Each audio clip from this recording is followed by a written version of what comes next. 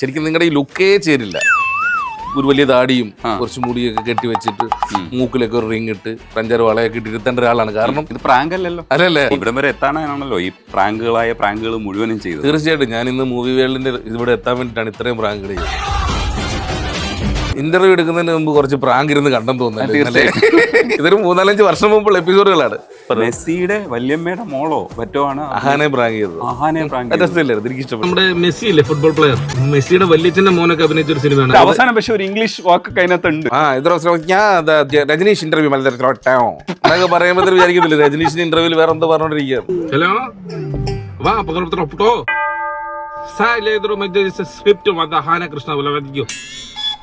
മഡോണ എന്ന് പറയാൻ കഴിയില്ല, എനിക്ക് മഡോണ വരുമെന്ന് പറഞ്ഞു. സൗത്ത് ഇന്ത്യയിൽ തന്നെ ഒരുപാട് സിനിമകളിൽ അഭിനയിച്ച ശ്രീമതി മർഡോണയാണ് നമ്മുടെ ഇന്നത്തെ അതിഥി. അതിനുശേഷം ഞാൻ ഈ അടുത്ത സമയത്ത് പിഷാരടിയോട് ഈ കഥ പറഞ്ഞു. അപ്പൊ പിഷാരടി പറഞ്ഞു, എടാ ഈ ഫിറോസിനെ പുറത്താക്കിയത് ഈ മനുഷ്യാവകാശ കമ്മീഷൻ വന്നപ്പം വെള്ളം ചീറ്റി അതുകൊണ്ട് അവനെ പുറത്താക്കിയിട്ട് അതിന്റെ അവിടെ കഥ. ഞാൻ ജില്ലാ ജഡ്ജി വെട്ടാനായിട്ട് ഓടിച്ച്. അന്ന് സൂര്യ ടി വിയിൽ തരികട കാണുമ്പോൾ ഒരു കാര്യം മനസ്സിലാക്കണം, തെറിയൊക്കെ സാബുചാട്ടം അടക്കമുള്ളവരൊന്ന് പറയട്ടെ, തെറിയൊക്കെ മ്യൂട്ട് ചെയ്യാതെ വിട്ടോണ്ടിരുന്ന സാഹചര്യമാണ്. കുടുംബത്തിലൊക്കെ ഇരുന്ന് കാണുമ്പോൾ തെറി അതുവരെ കേൾക്കാൻ പറ്റുന്ന ഒരു സാഹചര്യം അന്നുണ്ട്. ഒറ്റയൊരുത്തൻ എന്റെ നാട്ടില് എന്റെ തമാശ ചിരിച്ചിട്ടില്ലെന്ന് മാത്രമല്ല ആക്ഷേപിച്ചു വിടുമായിരുന്നു. അവർ കിച്ചണിൽ പരിശോധന നടത്താൻ വേണ്ടി കയറിയെന്ന്, അവിടുത്തെ ദുബൈ വേഷത്തിലൊക്കെ എന്നൊക്കെ പറഞ്ഞു തുറന്നു. അതിന്റെ മെയിൻ ഷെഫ് പറഞ്ഞു, നാണം കിട്ടുമെന്ന് തുറക്കണ്ട, ഇത് ഗുൽമാൽ ടീം വന്നു. ഒരുപാട് കണ്ടിട്ടുണ്ടെന്ന് പുള്ളിയോട് പറഞ്ഞത്. അപ്പൊ അതിന്റെ മാനേജർ കണ്ടിട്ട് ഓടി വന്ന് എന്നിട്ട് അവരോട് മാലിഷ് സോറി പറഞ്ഞിട്ട് പറഞ്ഞു, ഇതുപോലൊരു സംഭവം ഉണ്ട്, അവിടെ ഇരിക്കുന്ന ആൾ ഇതിന്റെ ആളാണ്, അങ്ങനെ തെറ്റിദ്ധരിച്ചാന്ന് പറഞ്ഞിട്ട് പോയ സംഭവം ഉണ്ടായിട്ടുണ്ട്. അയ്യോ, അങ്ങനെ പറഞ്ഞ് അവസാനിപ്പിച്ചൂടാ. ഇന്റർവ്യൂവിൽ ഒരു രീതിയൊക്കെ ഇല്ല, ഒരു മര്യാദയൊക്കെ ഇല്ല, ഒരു നീതിയില്ല. അനൂപാണ് നമുക്കിപ്പോൾ. ഹായ്, നമസ്കാരം. അനൂപിനെ ശരിക്കും ഗുലുമാൽ അനൂപ് എന്ന് പറഞ്ഞാലേ അറിയാൻ പറ്റുള്ളൂ. അങ്ങനെയാണോ? ശരി, അങ്ങനെ ആയിക്കോട്ടെ. അല്ല, ഇനിയോ പറഞ്ഞു എല്ലാവർക്കും അറിയാം. അതെ, ശരിക്കും പണി കൊടുക്കുന്ന സമയത്ത് ആ സംയുക്തയുടെ ഒരു ഫിലിം പ്രൊമോഷന്റെ ഭാഗമായിട്ട് ടോവിനെയൊക്കെ കൂടെ കൊടുത്തില്ലേ, അതിനകത്ത് ഈ വട്ടച്ചൊറി വന്നാണ് മരിച്ചതെന്ന് പറയുമ്പോൾ ടോവിനെ ചിരി അടക്കാൻ വേണ്ടിയിട്ട് പാടുപെടുന്നു. അതൊരുപാട് ട്രോളും ചെറിയ മീംസും ഒക്കെ ആയിട്ട് ഇങ്ങനെ പോകുന്നുണ്ടായിരുന്നു. സൂര്യയുടെ മലയാളം സൂര്യ ടിവിയുടെ യൂട്യൂബില് സൂര്യ എന്ന് പറയുമ്പോൾ തെറ്റിദ്ധരിക്കും. അതെ അതെ, അറിയാവുന്ന പെൺകുട്ടികളൊക്കെ വിളിച്ച് ഞാനാണെന്ന് സംസാരിച്ചു കഴിഞ്ഞാൽ ബുദ്ധിമുട്ടാണ്. അപ്പോൾ അതിനകത്ത് ഏറ്റവും ടോപ്പ് കിടക്കുന്നത് ഒരു കാലഘട്ടത്തിൽ നിങ്ങളായിരുന്നു. ഇപ്പൊ രജനീകാന്താണ്. ഒരു കാലഘട്ടത്തിൽ മാത്രമല്ല, ഈ അടുത്ത സമയം വരെയും എനിക്ക് തോന്നുന്നു, ഈ അടുത്ത സമയം വരെ നമ്മുടെ ജയിലറിന്റെ ട്രെയിലർ വന്നിട്ടാണ് ഏറ്റവും കൂടുതൽ പോപ്പുലർ വ്യൂവേഴ്സിൽ ഏറ്റവും കൂടുതൽ വ്യൂവേഴ്സ് കണ്ടേക്കുന്നത് രജനീകാന്തിലേക്ക് പോയത്. പുള്ളി അതുകൊണ്ട് രജനീകാന്ത് എവിടെ ചോദിച്ചിരിക്കുന്നു. അല്ലെങ്കിൽ ക്ഷമിക്കുന്നത്, അടുത്ത സമയം വരെ എൻ്റെ 2 എപ്പിസോഡുകളായിരുന്നു ഏറ്റവും ടോപ്പിൽ നിന്ന് 2 ഫസ്റ്റും സെക്കൻഡും പൊസിഷൻ നോക്കിയത്. രജനീകാന്ത് സാറ് മുന്നോട്ട് കയറി. കുഴപ്പമില്ല, പുള്ളിയും കുറച്ച് പേര് അറിയട്ടെ. പക്ഷെ അതിനകത്ത് സംയുക്ത ഇത്രയും പേടിക്കുമെന്ന് നമ്മൾ പോലും വിചാരിച്ചില്ല. ആ മൊമെന്റ് ഇല്ലേ, അത് സംഭവിക്കുമ്പോൾ ഞാൻ ഇങ്ങനെ പേടിച്ചോടിയിട്ടേ ചോരിൽ പോയിട്ട് ഇങ്ങനെ പിടിച്ചു നിൽക്കുന്ന ഒരു രംഗമുണ്ട്. അതെ അതെ അതെ അതെ, അത്രയും എക്സ്പെക്ട് ചെയ്തിരുന്നില്ലല്ലോ ശരിക്കും ചെയ്യുന്ന സമയത്ത്. അതൊരു എന്താ പറയണ്ടേ, ഈ പ്രാങ്ക് ഷോകളിൽ ഇപ്പം ഞാൻ ചെയ്തതിൽ വെച്ചിട്ട് ഒരു ഷോയിൽ ഏറ്റവും ഹൈപ്പിൽ നിൽക്കുന്ന ഒരുപാട് പേര് കണ്ടിട്ടുള്ള ഒരു ഷോയാണത്. അതുണ്ടായ സാഹചര്യവും വളരെ വ്യത്യസ്തമാണ്. കാരണം വെച്ചാൽ ഞാൻ അന്ന് ഭയങ്കരമായിട്ട് പനി പിടിച്ച് വീട്ടിൽ കിടക്കുകയാണ്. അപ്പം കിടക്കുമ്പോൾ നമ്മുടെ ഉണ്ണികൃഷ്ണൻ ചേട്ടനുണ്ട്, സൂര്യ ടി വി, ശരത്തിന് അറിയാവുന്നതാണ്. ബ്രോയ്ക്ക് അറിയാവുന്നതാണ്. അറിയാം. ഉണ്ണിച്ചേട്ടനൊക്കെ എന്നെ വിളിച്ചിട്ട് പറഞ്ഞ് വരണം. അപ്പോൾ ഫിലിം പ്രൊമോഷനുമായി ബന്ധപ്പെട്ട് ടൊവിനോ അടക്കമുള്ളവർ അവിടെ ഉണ്ട്. പക്ഷേ എനിക്ക് എത്തപ്പെടാൻ എഴുന്നേക്കാൻ പോലും വയ്യാത്ത സാഹചര്യമായിരുന്നു. എൻ്റെ ഫേസ് കണ്ടാൽ അറിയാം. എന്നോട് ആൾക്കാർ ചോദിച്ചു, കള്ളു പിടിച്ച് ഫിറ്റായിട്ടാണോ ചെയ്തതെന്ന് ചോദിച്ചു. കണ്ണൊക്കെ ചുമന്നിരിക്കുകയാണ്. അന്നിങ്ങനെ ബെഡിൽ കിടക്കുകയാണ്, എഴുന്നേക്കാൻ വയ്യാതെ. ഒരു ഐഡിയ ഇല്ല. ഇവരെന്നെ വണ്ടി വിളിച്ച് അതിനകത്ത് എടുത്ത് വെച്ചുകൊണ്ട് പോകുന്ന സമയത്താണ് ഞാൻ പറഞ്ഞത്, അങ്ങനെ ഉണ്ടെങ്കിൽ വല്ല ബോംബോ തോക്കോ വല്ലതും ഉണ്ടെങ്കിൽ എടുത്തോ, എന്തെങ്കിലുമൊക്കെ ഒരു ഐഡിയ ഉണ്ടാക്കാമെന്ന് പറഞ്ഞിട്ട് പോകുന്ന വഴിക്ക് ആ പോലീസുകാരായിട്ട് അഭിനയിച്ച ഒരാൾ ഷാജഹാൻ നമ്മളോട് നേരത്തെ തൊട്ട് പ്രാങ്ക് ചെയ്തുകൊണ്ടിരിക്കുന്ന ആളാണ്. രണ്ടാമത്തെ ആൾ പെട്ടെന്ന് ഓർമ്മ വന്നത് പുള്ളിയുടെ ഒരു ലുക്കിലൊരു പോലീസുകാരനെ നോക്കും. നമ്മുടെ അദ്ദേഹം ഒരു ടൈലറാണ്, ഇവിടെ നമ്മുടെ ചെമ്പുമുക്കിലുള്ള സ്റ്റാർ എന്ന് പറഞ്ഞിട്ടൊരു ഷോപ്പിന് ഓണറാണ്. ആ പുള്ളി ആന്റണി എന്നാണ്, പുള്ളിയെ വിളിച്ച് ആന്റണി എന്ന് പറഞ്ഞു. അങ്ങനെ ഇവർ രണ്ടുപേരും, ഇവർക്കൊരു ഐഡിയ ഇല്ലായിരുന്നു, എനിക്കൊരു ഐഡിയ ഇല്ലായിരുന്നു. ചെന്ന് യാത്രക്കിടയിൽ ഉണ്ടായ ഒരു സാഹചര്യമാണ്, ഇങ്ങനെ ഒരു സാധനം വെറുതെ തട്ടിത്തെറിപ്പിച്ച് പോകാൻ വരുന്നിടത്ത് വെച്ച് കാണാമെന്ന് ചെയ്തതാണ്. പക്ഷെ നന്നായിട്ട് വർക്കായി. ടൊവിനോ നന്നായിട്ട് സഹകരിച്ച്. ടൊവിനോയും പിന്നെ നമ്മുടെ മ്യൂസിക് ഡയറക്ടർ കൈലാഷും ടൊവിനോയും അവർക്ക് 2 പേർക്കും അറിയാമായിരുന്നല്ലോ. അപ്പുറത്തിരിക്കുന്ന സംയുക്തയ്ക്കും പിന്നെ നമ്മുടെ ദിവ്യ പിള്ളയാണ്. ദിവ്യ പിള്ള പിന്നീട് എൻ്റെ സിനിമയിലെ നായികയായി, ഉണ്ണി മുകുന്ദൻ്റെ നായികയായി ഷെഫീഖിൽ. അപ്പോൾ അവർക്ക് 2 പേർക്കും അറിയില്ലായിരുന്നു. പക്ഷേ സംസാരിച്ച് വന്ന ഒരു ഫ്ലോയിൽ കുറേ പിന്നെ സ്പോണ്ടേനിയസ് ആയിട്ട് സംസാരിച്ചതൊക്കെ തമാശയായി മാറി എന്നുള്ളതാണ്. പിന്നീട് നമ്മൾ ഈ പ്രാങ്ക് ഷോയിൽ ലൈവായിട്ട് എന്തെങ്കിലും പറയുമ്പോൾ ഈ തമാശ ജനിക്കുന്നത് തന്നെ പിറ്റേ ദിവസം പ്രേക്ഷകരത് കാണുമ്പോഴാണ്.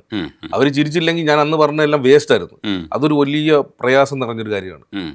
നമ്മളൊരു സ്ക്രിപ്റ്റഡ് ആണെങ്കിൽ നമുക്ക് തമാശകൾ പ്ലാൻ ചെയ്ത് കൗണ്ടർ അടിക്കാൻ പറ്റും. ഇത് അവിടെയാണ് തമാശ ഉണ്ടാകുന്നത്.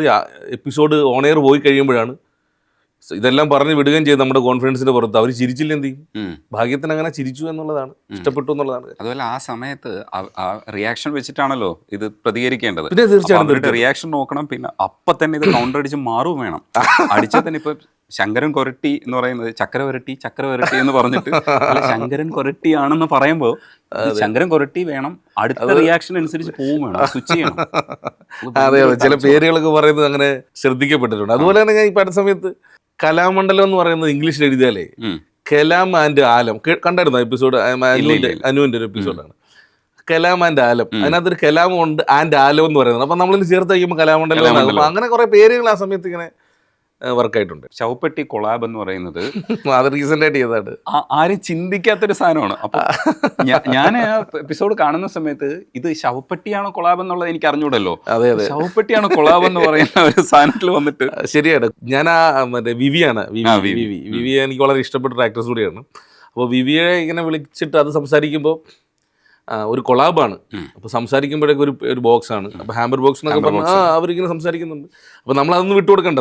നമ്മുടെ ഉദ്ദേശം എന്താണ്? ശവപ്പെട്ടിയുടെ കൊളാബാണല്ലോ. അപ്പോൾ ഇങ്ങനെ പൊക്കോട്ടിരിക്കുന്ന സമയത്തേക്ക് ശവപ്പെട്ടിയിലേക്ക് എത്തുമ്പോൾ ഉണ്ടാകുന്ന ഒരു എക്സ്പ്രഷൻ. അതെ അതെ, അവര് വാങ്ങുന്നില്ല, ഉപയോഗിക്കുന്നില്ല എന്നൊക്കെ പറയുന്ന ശവപ്പെട്ടിയെ കുറിച്ച് പറയുന്ന സാധനങ്ങളൊക്കെ ഇതിനകത്ത് ഞാൻ പറഞ്ഞിട്ടുണ്ട്. അതെ, അത് സ്പോണ്ടേനിറ്റി ഉണ്ടല്ലോ. ഇപ്പൊ എന്നോട് സംസാരിച്ചുകൊണ്ടിരിക്കുന്നത് രജനീഷ് എന്ന് പറയുന്ന ഒരു ബുദ്ധിജീവിയാണ്. അതെ അതെ, ഞാൻ നിങ്ങളെ കാണുന്നത് അങ്ങനെയാണ്. ശരിക്കും നിങ്ങളുടെ ഈ ലുക്കേ ചേരില്ല. അതെ അതെ, നിങ്ങൾക്ക് ഒരു ഗ്രാഫിക്സ് വേണമെങ്കിൽ ഒരു വലിയ താടിയും കുറച്ച് മുടിയൊക്കെ കെട്ടി വെച്ചിട്ട് മൂക്കിലൊക്കെ ഒരു റിങ് ഇട്ട് 5-6 വളയൊക്കെ ഇട്ട് ഇരുത്തേണ്ട ഒരാളാണ്. കാരണം നിങ്ങൾ ബുദ്ധിജീവിയെ ആ ഒരു തലത്തിലുള്ള ക്വസ്റ്റ്യൻസ് ചോദിക്കുന്നത്. ഇപ്പൊ ഇത് പറഞ്ഞുകൊണ്ടിരിക്കുമ്പോൾ തന്നെ ഞാൻ ശ്യാമപ്രസാദ് സാറിന്റെ എപ്പിസോഡ് കണ്ടായിരുന്നു. ഗംഭീരമായിട്ട് നിങ്ങളുടെ ചോദ്യങ്ങൾ, അതൊക്കെ ശ്യാമപ്രസാദ് സാറിന്റെ എപ്പിസോഡുകൾക്ക് ഇതുവരെയുള്ള ഇന്റർവ്യൂസ് ഞാൻ ഫോളോ ചെയ്യാറുള്ള ഒരാളാണ്. പക്ഷേ ഇങ്ങനത്തെ ചോദ്യങ്ങളൊന്നും വന്നിട്ടില്ല. ഇത് ഞാൻ പറഞ്ഞാണോ? ഇത് പ്രാങ്ക് അല്ലല്ലോ. അല്ലല്ലേ, എന്നെ പോയിടുന്നു ഞാനും എന്തെങ്കിലുമൊക്കെ പോയിടുന്നു വിചാരിച്ചു പറയുന്നത്. അല്ല, എനിക്ക് സംശയമുണ്ട് കേട്ടോ. നിങ്ങൾ ഇനി എന്തെങ്കിലും ഹിഡൻ ക്യാം, ഇപ്പൊ ശരത്തൊക്കെ വർക്ക് ചെയ്തിട്ടുണ്ട്. അപ്പൊ ശരത്തൊക്കെ അതിനകത്ത് മിന്നടിച്ച ആൾക്കാരാണ്. ശരത്തിനൊക്കെ ശരിക്കും പറഞ്ഞാൽ 1500 വയസ്സുണ്ട്. കാരണം വെച്ചാല് എത്ര വർഷമായി ഞാൻ കാണാൻ തുടങ്ങിയെന്നറിയോ? പുലുമാല് സൂര്യയിൽ തുടങ്ങുന്ന സമയത്തേ മുതലുണ്ട്. അതിനു മുമ്പേ ഉണ്ടെന്ന് തോന്നുന്നു. ഓ, അതിന് ചാനൽ തുടങ്ങുന്നതിന് മുമ്പ് കാണാൻ ശരത്തിനെ ആലോചിച്ചിട്ടാണ് സൂര്യ ടി വി തുടങ്ങിയതാണ് എനിക്ക് തോന്നിയിട്ടുള്ളത്. അത്ര പഴക്കം ഉണ്ടാവും. അല്ല, ശരിക്കും ശരത്തിന്റെ ക്യാമറ വല്ലതും ശരത്തിനെ നേരത്തെ വിളിച്ചിട്ടുണ്ടായിരുന്നോ? ഇപ്പൊ ഇന്നോ? ഇല്ല. അല്ല, എനിക്ക് സംശയമുണ്ട്. ഇല്ല. അയ്യോ, നിങ്ങൾ തമ്മിൽ എന്തെങ്കിലും പ്ലാൻ ചെയ്തിട്ടുണ്ടോ ഇവിടെ? ഞാനൊന്നും പ്ലാൻ ചെയ്തിട്ടില്ല. കാരണം നമ്മൾ ഓപ്പൺ ആയിട്ട് തന്നെ ക്യാമറ വെച്ചൊക്കെയല്ലേ. അല്ല, അറിയാൻ പാടില്ല. അതേപോലെ തന്നെ ആർട്ടിസ്റ്റുകൾക്ക് കൊടുക്കുന്നതിൽ പ്രയാഗ മാർട്ടിനും മറ്റേ മറഡോണ സെബാസ്റ്റ്യൻ. അപ്പൊ മറഡോണ എന്ന് പറയുമ്പോൾ അത് ശരിക്കും അഭിനയിക്കുന്ന സമയത്ത് ഞങ്ങള് കാണുമ്പോൾ നമുക്കറിയാം പ്രാങ്ക് ആണ്. പക്ഷെ മറഡോണ എന്ന് മാത്രമേ ഇയാൾക്ക് വരുന്നുള്ളൂ എന്ന് സംശയം തോന്നുന്നു. ക്യാരക്ടറായിട്ടുണ്ട്. രസമുള്ള പരിപാടിയല്ലേ. അതെ. അപ്പോൾ എനിക്ക് മഡോണ എന്ന് പറയാൻ അറിയില്ല. എൻ്റെ നാവില് മഡോണ എന്നേ വരത്തുള്ളൂ. ഒരിക്കലും അത് പറ്റില്ല എന്ന് പറഞ്ഞിട്ടാണ് ഞാൻ അത് പറഞ്ഞോണ്ടിരുന്നത്. മഡോണ എന്ന് പറയാൻ കഴിയില്ല, എനിക്ക് മഡോണ വരൂ എന്ന് പറഞ്ഞു. പക്ഷെ അത് പെട്ടെന്ന് മനസ്സിലാവില്ലായിരിക്കും ഒരു പക്ഷേ. അത് പക്ഷെ അങ്ങനെ പറയാൻ പറ്റുള്ളൂ എന്ന് വിചാരിക്കും. ആ ക്യാരക്ടറായി മാറി. ഇന്റർവ്യൂ എടുക്കുന്നതിന് മുമ്പ് കുറച്ച് പ്രാങ്ക് ഇരുന്ന് കണ്ടെന്ന് തോന്നുന്നു. ഇത് നമ്മുടെ സ്ഥിരം പരിപാടി. അല്ലെങ്കിൽ ഇതൊരു 4-5 വർഷം മുമ്പുള്ള എപ്പിസോഡുകളാണ്. എനിക്ക് തോന്നുന്നു രജനീഷിന്റെ ഒരു ഒബ്സർവേഷനിൽ കുറെ മുമ്പുള്ള ആദ്യത്തെ കുറെ എണ്ണം കണ്ടു, പിന്നെ ഏറ്റവും അവസാനത്തെ കണ്ടു. ഇടയ്ക്കുള്ളതൊക്കെ മിസ് ചെയ്തു, സമയം കിട്ടിയില്ല. ഇല്ല, പറ്റൂല. മനസ്സിലായി. അല്ലെങ്കിൽ ശവപ്പെട്ടിയുടെ പ്രാങ്ക് ലാസ്റ്റ് ചെയ്തതും പിന്നെ ടൊവിനോടെ ആ ആദ്യകാലം കൊള്ളാം. നമ്മൾ എന്തെന്നറിയോ, പോപ്പുലർ വീഡിയോസ് അടിച്ചു നോക്കും. അനൂപിന്റെ പോപ്പുലർ വീഡിയോസ്. എന്നിട്ട് റീസെന്റ് അനൂപ് എന്താ ചെയ്തുകൊണ്ടിരിക്കുന്നത് നോക്കും. എന്നിട്ട് പടങ്ങളൊക്കെ ഇപ്പൊ ചെയ്യുന്ന പടങ്ങൾ, ആ പടങ്ങളെ കുറിച്ച് പറയുമ്പോഴാണ് ഷെഫീഖിന് ശേഷം ഇപ്പൊ സുരേഷ് ചേട്ടനെ കൊണ്ട് പടം ചെയ്യിക്കാനാണെന്നാണ് ഞാൻ വിചാരിക്കുന്നത്. അത് ഞാൻ എങ്ങും പറഞ്ഞിട്ടില്ല. അങ്ങനെ ഒരു ചർച്ച നടക്കുന്നുണ്ട്. സുരേഷ് ഗോപി സിനിമയാണ് അടുത്തത്. അങ്ങനെ ഒരു പ്ലാനിങ് നടക്കുകയാണ്. അപ്പം ഞാൻ ഷെഫീഖിന് ശേഷം ഒരു സ്ക്രിപ്റ്റ് എഴുതിയത് ത്രൂ ഔട്ട് ഒരു ഫൺ നിൽക്കുന്നത്. ഇന്നേ വരെ ഒരു സുരേഷ് ചേട്ടനെ നമ്മൾ കണ്ടിട്ടില്ലാത്തൊരു സുരേഷ് ചേട്ടനെ കാണിക്കണം, ഹ്യൂമറുള്ള ഒരു സുരേഷ് ചേട്ടനെ കാണിക്കണം എന്നൊരാഗ്രഹം. അങ്ങനെ ആ സ്ക്രിപ്റ്റ് പൂർത്തീകരിച്ചു. അപ്പോൾ ഞാനും എൻ്റെ കൂടെ എഴുത്തിൽ എൻ്റെ സുഹൃത്ത് സിബി സുബ്രഹ്മണ്യൻ എന്ന് പറഞ്ഞു. അപ്പം ഞങ്ങൾ ചേർന്നിട്ടാണ് സ്ക്രിപ്റ്റ് ചെയ്തു. അപ്പോൾ സുരേഷ് ചേട്ടൻ്റെ അടുത്ത് സംസാരിച്ചു. സുരേഷ് ചേട്ടൻ ഫുൾ വായിച്ച് ഭയങ്കര ഹാപ്പി ആയിട്ടിരിക്കുന്നൊരു പരിപാടിയാണ്. അപ്പോൾ അദ്ദേഹത്തിൻ്റെ തിരക്കുകൾ അറിയാമല്ലോ. അതോടൊപ്പം തന്നെ പ്രൊഡക്ഷൻ ഞങ്ങൾ ഇതിൻ്റെ ഫൈനൽ ചെയ്തിട്ടില്ല. അതിൻ്റെ ഒരു മീറ്റിങ്ങുകളൊക്കെ നടന്നുകൊണ്ടിരിക്കുന്നു. ഒരു സുരേഷ് ഗോപി സിനിമ ഭയങ്കര ആഗ്രഹമാണല്ലോ. സുരേഷ് ചേട്ടൻ എന്ന് പറയുന്ന ഒരു സൂപ്പർ സ്റ്റാറിൻ്റെ സിനിമ ചെയ്യുക, അദ്ദേഹത്തെ ഒന്ന് കാണുക എന്ന് പറയുന്നത് തന്നെ വലിയൊരു ഭാഗ്യമായിട്ടാണ് ഞാൻ കാണുന്നത്. അപ്പം ദൂരെ നിന്ന് കണ്ടിട്ടുണ്ടായിരുന്നു. പക്ഷേ ഇപ്പം കൂടുതലും സംസാരിക്കാനും ഡിസ്കസ് ചെയ്യാനും ഒക്കെ എപ്പോഴും ഒരു സാഹചര്യമൊക്കെ ഉണ്ടായിട്ടുണ്ട്. അപ്പോൾ ഒരു വലിയ സൂപ്പർ സ്റ്റാർ അതൊരു വലിയ സ്വപ്നമാണ്. അങ്ങനെയാണ് അതിൻ്റെ പിന്നിലാണ് പ്രധാനമായിട്ട് നിൽക്കുന്നത്. അതല്ലാതെ തന്നെ 1-2 സിനിമകളുടെ സുരാജേട്ടനോട് ഒരു സിനിമ സംസാരിക്കുന്നുണ്ട്. പിന്നെ സൈജു ഗ്രൂപ്പായിട്ട് വേറൊരു സിനിമ ഇനി സംസാരം നടക്കുന്നുണ്ട്. സിനിമയുടെ പിന്നിലാണ്. അല്ല, ഇവിടം വരെ എത്താനാണല്ലോ ഈ പ്രാങ്കുകൾ മുഴുവനും ചെയ്തത്. തീർച്ചയായിട്ടും ഞാൻ ഇന്ന് മൂവി വേൾഡിന്റെ ഇവിടെ എത്താൻ വേണ്ടിയിട്ടാണ് ഇത്രയും പ്രാങ്കുകൾ ചെയ്തത്. അതെ അതെ അതെ അതെ, ഞാൻ ഉദ്ദേശിച്ചത് അതല്ല, പിന്നെ സിനിമയിലെത്താൻ വേണ്ടിയിട്ടാണല്ലോ. ഓ തീർച്ചയായിട്ടും സിനിമയിൽ എത്താൻ വേണ്ടി മാത്രമായിരുന്നു പ്രാങ്കുകൾ ചെയ്തത് തന്നെ. ദൂരദർശൻ മുതൽ ചെയ്തു തുടങ്ങിയത്. തീർച്ചയായിട്ടും കുസൃതി കൊടുക്കാൻ പറഞ്ഞ ഷോ ദൂരദർശനിൽ ചെയ്തിട്ടുണ്ടായിരുന്നു. അത് എങ്ങനെയാണ് സിനിമയിലേക്ക് എത്താൻ പറ്റുക? അന്ന് ഈ സോഷ്യൽ മീഡിയ ഇത്രയും സജീവമല്ലാത്തത് കൊണ്ട് കുറച്ച് മുമ്പ് ഞാൻ എൻ്റെ 6ാം ക്ലാസ്സിൽ വെച്ച് സിനിമ ചെയ്യണമെന്ന് ആഗ്രഹിച്ചൊരു മനുഷ്യനാണ്. സിനിമ സംവിധാനം ചെയ്യണമെന്ന് ആഗ്രഹിച്ചൊരു മനുഷ്യൻ 6ാം ക്ലാസ് വെച്ച് തീവ്രമായിട്ട്. അല്ലല്ല, വേറൊരു പണിക്കും ഇതുവരെ പോയിട്ടില്ല എന്ന് വേണമെങ്കിൽ പറയാം. അതിനായിട്ടുള്ള പ്രശ്നങ്ങളുണ്ടല്ലേ. അപ്പം അങ്ങനെ വളരെ സീരിയസ് ആയിട്ട് സിനിമ ആഗ്രഹിച്ച് പഠിച്ച് വന്ന ഒരു മനുഷ്യനാണ്. അപ്പൊ അതിലേക്കുള്ള ഒരു വഴിയായിട്ടാണ് ടെലിവിഷൻ. സിനിമ എങ്ങും പോയിട്ടില്ല, തിയേറ്ററിൽ പോയി കണ്ടുപിടിച്ചല്ലേ? അതെ തീർച്ചയായിട്ടും സിനിമ കണ്ടുപിടിക്കുകയാണല്ലോ. ഒരു കോമൺ സെൻസ് ആണല്ലോ. എന്താ ചോദിക്കാൻ കാരണം? സിനിമ പഠിച്ചാലേ സിനിമ ചെയ്യാന്നുള്ളൊരു ആവശ്യമുണ്ടോ? അങ്ങനെ ഒന്നും പഠിക്കണ്ട, കാരണം നിങ്ങൾ ഇത് ആരും പഠിച്ച കാര്യമല്ലല്ലോ ചെയ്ത് കാണിച്ചേക്കണേ. അതല്ല, എന്താ സംഭവം വെച്ചാൽ സിനിമ അങ്ങനെയൊന്നും പഠിക്കുകയോ അല്ലെങ്കിൽ ഒരു പ്രസ്ഥാനത്തിന് മെമ്പർഷിപ്പ് ചെയ്യുകയോ ഒന്നും ചെയ്യേണ്ട ആവശ്യമില്ല. പഠിക്കുക എന്ന് പറഞ്ഞാൽ ആ ഒരു ഭാഗ്യം എനിക്ക് ഉണ്ടായില്ലെന്ന് മാത്രമേ ഉള്ളൂ കേട്ടോ. ഇപ്പം അസിസ്റ്റ് ചെയ്യുക എന്ന് പറയുന്നൊരു ഭാഗ്യമാണ്. സിനിമ ഇൻസ്റ്റിറ്റ്യൂട്ടിൽ പോയി പഠിക്കുക എന്ന് പറയുന്നതൊക്കെ ഒരു ഭാഗ്യമായിട്ടാണ് കാണുന്നത്. പക്ഷേ ഇതൊന്നും ചെയ്യാതെ ഒരാൾ സിനിമ ഉണ്ടാക്കിയിട്ടുണ്ട്. ആരെന്നറിയോ? Lumiere brothers. പുള്ളി ഒരു മെമ്പർഷിപ്പ്, FKയിൽ മെമ്പർഷിപ്പ് ഇല്ലായിരുന്നു, ഒരാളുടെ അസിസ്റ്റും ചെയ്തിട്ടില്ല. സിനിമ ആദ്യമായിട്ട് ഉണ്ടാക്കിയ ആൾ ആരുടെ സിനിമ കണ്ടുപിടിച്ചിട്ടാണ് സിനിമ ഉണ്ടാക്കിയത് തന്നെ. ആ ഒരു ഇൻസ്പിറേഷൻ എനിക്കുണ്ട്. സിനിമ നമ്മൾ കണ്ടുപിടിക്കാൻ വല്ലാത്തൊരു ഇൻസ്പിറേഷൻ ആയി പോയത്. എനിക്ക് അങ്ങനെ തോന്നിയിട്ടുണ്ട്. ഇപ്പൊ ഈ നമ്മളിപ്പോൾ ഈ സിനിമാ വ്യവസായത്തിൽ അല്ലെങ്കിൽ സിനിമ കാണുമ്പോഴും സിനിമാ ചർച്ചകളും സിനിമാ തർക്കങ്ങളും സിനിമാ പ്രശ്നങ്ങളും സംഘടനയെ വിലക്കുന്നു അങ്ങനെയുള്ള കുറേ കാര്യങ്ങൾ നടക്കുന്ന ഒരു സാഹചര്യത്തിൽ ഞാൻ ആലോചിക്കും, ഈ ലൂമിയർ ബ്രദേഴ്സ് സിനിമ കണ്ടുപിടിച്ചപ്പോൾ ഏതെങ്കിലും സംഘടനയിൽ അംഗമായിരുന്നു അല്ലെങ്കിൽ അംഗമല്ലാതായിരുന്നു? ഒരു സംഘടന ഉണ്ടായിട്ടാണോ സിനിമ കണ്ടുപിടിക്കാൻ അദ്ദേഹത്തിനുണ്ടായ ഒരു ചിന്ത? ഒന്നുമല്ല. പക്ഷേ അനൂപ സംഘടനയിലുണ്ട്. ഉണ്ട് അതുകൊണ്ട് പറ്റില്ല. അതെ ഈ ശരിക്കും പറഞ്ഞാൽ ദൂരദർശൻ കഴിഞ്ഞിട്ട് ഈ കുറച്ചുകൂടെ ഈ പ്രാങ്ക് എന്ന് പറഞ്ഞാൽ കുറച്ച് ഇറിറ്റേറ്റ് ചെയ്യുന്ന ഒരു സംഭവമായിട്ടുള്ള ഏരിയാസിൽ ചെയ്തിട്ടുണ്ട്. അത് ശരിക്കും ഇപ്പോഴും ഡാർക്ക് ഏരിയാസ് ആണ്. നമ്മൾ അതേപോലെ ചെയ്യാൻ രജനീഷിനോട് എൻ്റെ ഒരു സംഭവം പറയട്ടെ. അതായത് പ്രാങ്ക് എന്ന് പറയുന്നത് എൻ്റെ ഒരു കാഴ്ചപ്പാട്. പ്രാങ്ക് എന്ന് പറഞ്ഞത് വില്യം ഹൊറാസ് ഡെ ഗോൾ എന്ന് പറഞ്ഞ ആളാണ്. 1881 ജനിച്ചിട്ടുള്ള ഒരാളാണ്. പുള്ളിയാണ് ലോകത്തിന്റെ സുൽത്താൻ ഓഫ് പ്രാങ്ക്സ്. ഈ അനൂപ് പറയുന്ന കാര്യങ്ങളൊക്കെ വിശ്വസിക്കാൻ വലിയ ബുദ്ധിമുട്ടില്ല. വില്യം ഹൊറാസ് എന്താണ് ഗൂഗിൾ ചെയ്യാൻ പതുക്കെ ഫോൺ എടുത്തിട്ടുണ്ട്. വില്യം ഹൊറാസ് ആണ് സുൽത്താൻ ഓഫ് പ്രാങ്ക്സ് എന്ന് അറിയപ്പെടുന്ന ഒരാൾ. അയർലൻഡുകാരനാണ്. പുള്ളി ചെയ്ത അത്രയും റിയലിസ്റ്റിക് പ്രാങ്കുകൾ ഇന്ന് ഞാനോ അല്ലെങ്കിൽ ഞാൻ ഒരുപാട് ഇൻസ്പയർഡ് ആയിട്ടുള്ളതാണ് സാബു ചേട്ടനോ ഇവിടെയുള്ള വേറെ ആരും ചെയ്തിട്ടില്ല. കേരളത്തിൽ ലോകത്തും ആരും ചെയ്തിട്ടില്ല. അത് 1881 ജനിച്ചിട്ട് മനുഷ്യനാണ് അദ്ദേഹം. അയർലൻഡുകാരനാണ്. അയാൾ ചെയ്തേക്കുന്നതൊക്കെ ഒരു രാജാവിനും അദ്ദേഹത്തിന്റെ കൺസെപ്റ്റുകൾക്കും ഒക്കെ ആ സാഹചര്യത്തിൽ ആ വേഷം കെട്ടോടുകൂടി അന്ന് കുറെ സാധനങ്ങൾ ചെയ്തിട്ടുണ്ടായിരുന്നു. അതിനുശേഷം അങ്ങനെ ഒരു പ്രാങ്കിലെ വന്നിട്ടില്ല. പ്രാങ്കിന്റെ തുടക്കം വേറൊരു സാധനം ഉണ്ട് ബ്രോ. നിങ്ങൾക്കറിയോ മനുഷ്യനും പ്രാങ്കും തമ്മിലുള്ള ബന്ധം? ഇതെന്റെ ഒരു ചിന്ത. അല്ലല്ല, ഇത് മനുഷ്യനും പ്രാങ്കും തമ്മിൽ ഭയങ്കര ഉണ്ട്. ദൈവം മനുഷ്യനെ സൃഷ്ടിച്ചതിനോടൊപ്പം തന്നെ പ്രാങ്ക് സൃഷ്ടിച്ചെന്ന് ഞാൻ പറയും. ഇപ്പം നിങ്ങളൊരു നിരീശ്വരവാദി ആയതുകൊണ്ട് നിങ്ങൾക്ക് ഒരു പക്ഷെ മനസ്സിലാവണമെന്നില്ല, നിങ്ങൾ വിശ്വസിക്കണമെന്നില്ല. ഇപ്പൊ ആദമും ഹൗവയും ആദ്യ മനുഷ്യരെന്ന് വിശ്വസിക്കുന്ന ഒരു വലിയ വിഭാഗമുള്ള രാജ്യമാണ് നമ്മുടെ ലോകമാണ് നമ്മുടേത്. ഈ ആദമും ഹൗവയെ സൃഷ്ടിച്ചപ്പോൾ പ്രാങ്ക് സൃഷ്ടിച്ചു. അന്ന് പ്രാങ്ക് ചെയ്തത് പാമ്പായിരുന്നു. അല്ലേ? ആണോ? അതെ. എങ്ങനെയാണ് വിലക്കപ്പെട്ട കനി എങ്ങനെയാണ് അയാൾ മറ്റേ സാത്താൻ വന്നിട്ട് പാമ്പിന്റെ രൂപത്തിൽ വന്ന് പറഞ്ഞ പിന്നെന്താണ്? പാമ്പല്ലേ ഇവിടെ പ്രാങ്ക് ചെയ്തില്ലേ? അല്ലെന്ന് പറയാൻ പറ്റുമോ? ഒരു തരത്തിലല്ല, ശരിയാണത്. അങ്ങനെയാണെങ്കിൽ ശരിയാണ്. ആദമും ഹൗവയും വന്ന് അയാൾ കൺവിൻസ് ചെയ്തില്ലേ? ലോകത്തിലെ ആദ്യത്തെ കൺവിൻസിങ് സ്റ്റാർ ആണ് ആ പാമ്പ്. അയാൾ കൺവിൻസ് ചെയ്ത് അത്രയും നമ്മളൊന്നും ഒരിക്കലും ചെയ്തിട്ടില്ല. ആലോചിച്ച് നോക്കിയേ, അതിന്റെ പാപഭാരം കയറിയിട്ടാണ് ഇപ്പോഴും പാപികൾ എന്ന് വിളിക്കപ്പെടുന്നത്. ആ ഒരു പാമ്പിന്റെ അനുയായികളാണ് ഞങ്ങളൊക്കെ. പാമ്പാണ് എല്ലാവരും ഉണ്ട്. പ്രാങ്ക് പിന്നെ ലോകത്ത് പ്രാങ്കിന് വിധേയമായിട്ടുള്ള ഒരാളാണ് രജനീഷ്. അതെങ്ങനെയാ? ഞാനും ക്യാമറമാനും ഇവിടെ ഇരിക്കുന്ന എല്ലാവരും. അതെങ്ങനെ? സുഹൃത്തെ, നമ്മുടെ അമ്മയാണ് നമ്മൾ ജനിച്ചപ്പോൾ നമ്മൾ കണ്ടു തുടങ്ങിയ ആദ്യ പ്രാങ്ക്സ്റ്റർ. എപ്പോഴെങ്കിലും എന്തെങ്കിലും കാണാതെ പോകുമ്പോൾ അമ്മ എന്താ പറയുന്നത്, കാക്ക കുത്തിക്കൊണ്ട് എന്ന് പറഞ്ഞു അതെ പറഞ്ഞിട്ടില്ലേ? അതെ പറഞ്ഞിട്ടില്ലേ? ആണ് എന്ത് പറഞ്ഞാലും പറയാം അത് കാക്ക കുത്തിക്കൊണ്ട് പോകുന്നത്, കാക്ക കുത്തിട്ടാണോ പാവം പിടിച്ച് കാക്കയെ പിടിച്ചിട്ട് പറയുന്നത്? അമ്മ നമ്മളെ പ്രാങ്ക് ചെയ്തിട്ടുണ്ട്. ഇപ്പോഴെല്ലാ അമ്മമാരും തുടരുന്നുണ്ട്.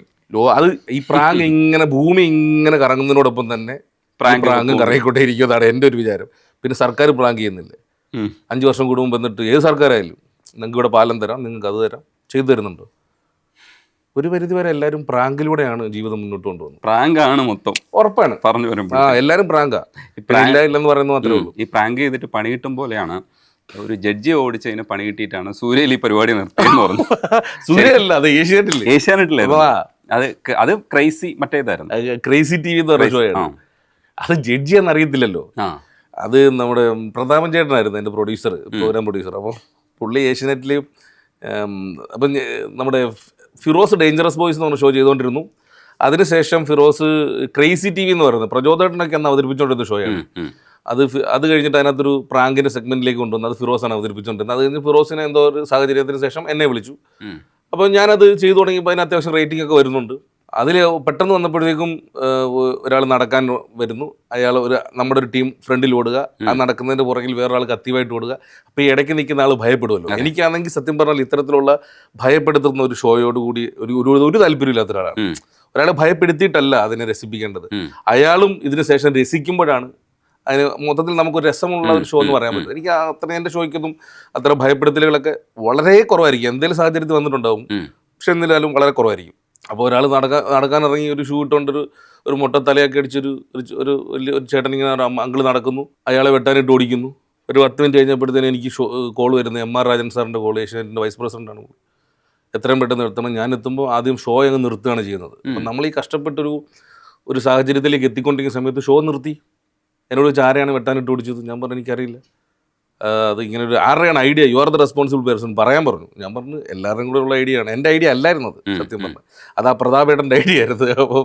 അപ്പം എല്ലാവരോടും ചേർന്നുള്ള ഐഡിയ ആണ്.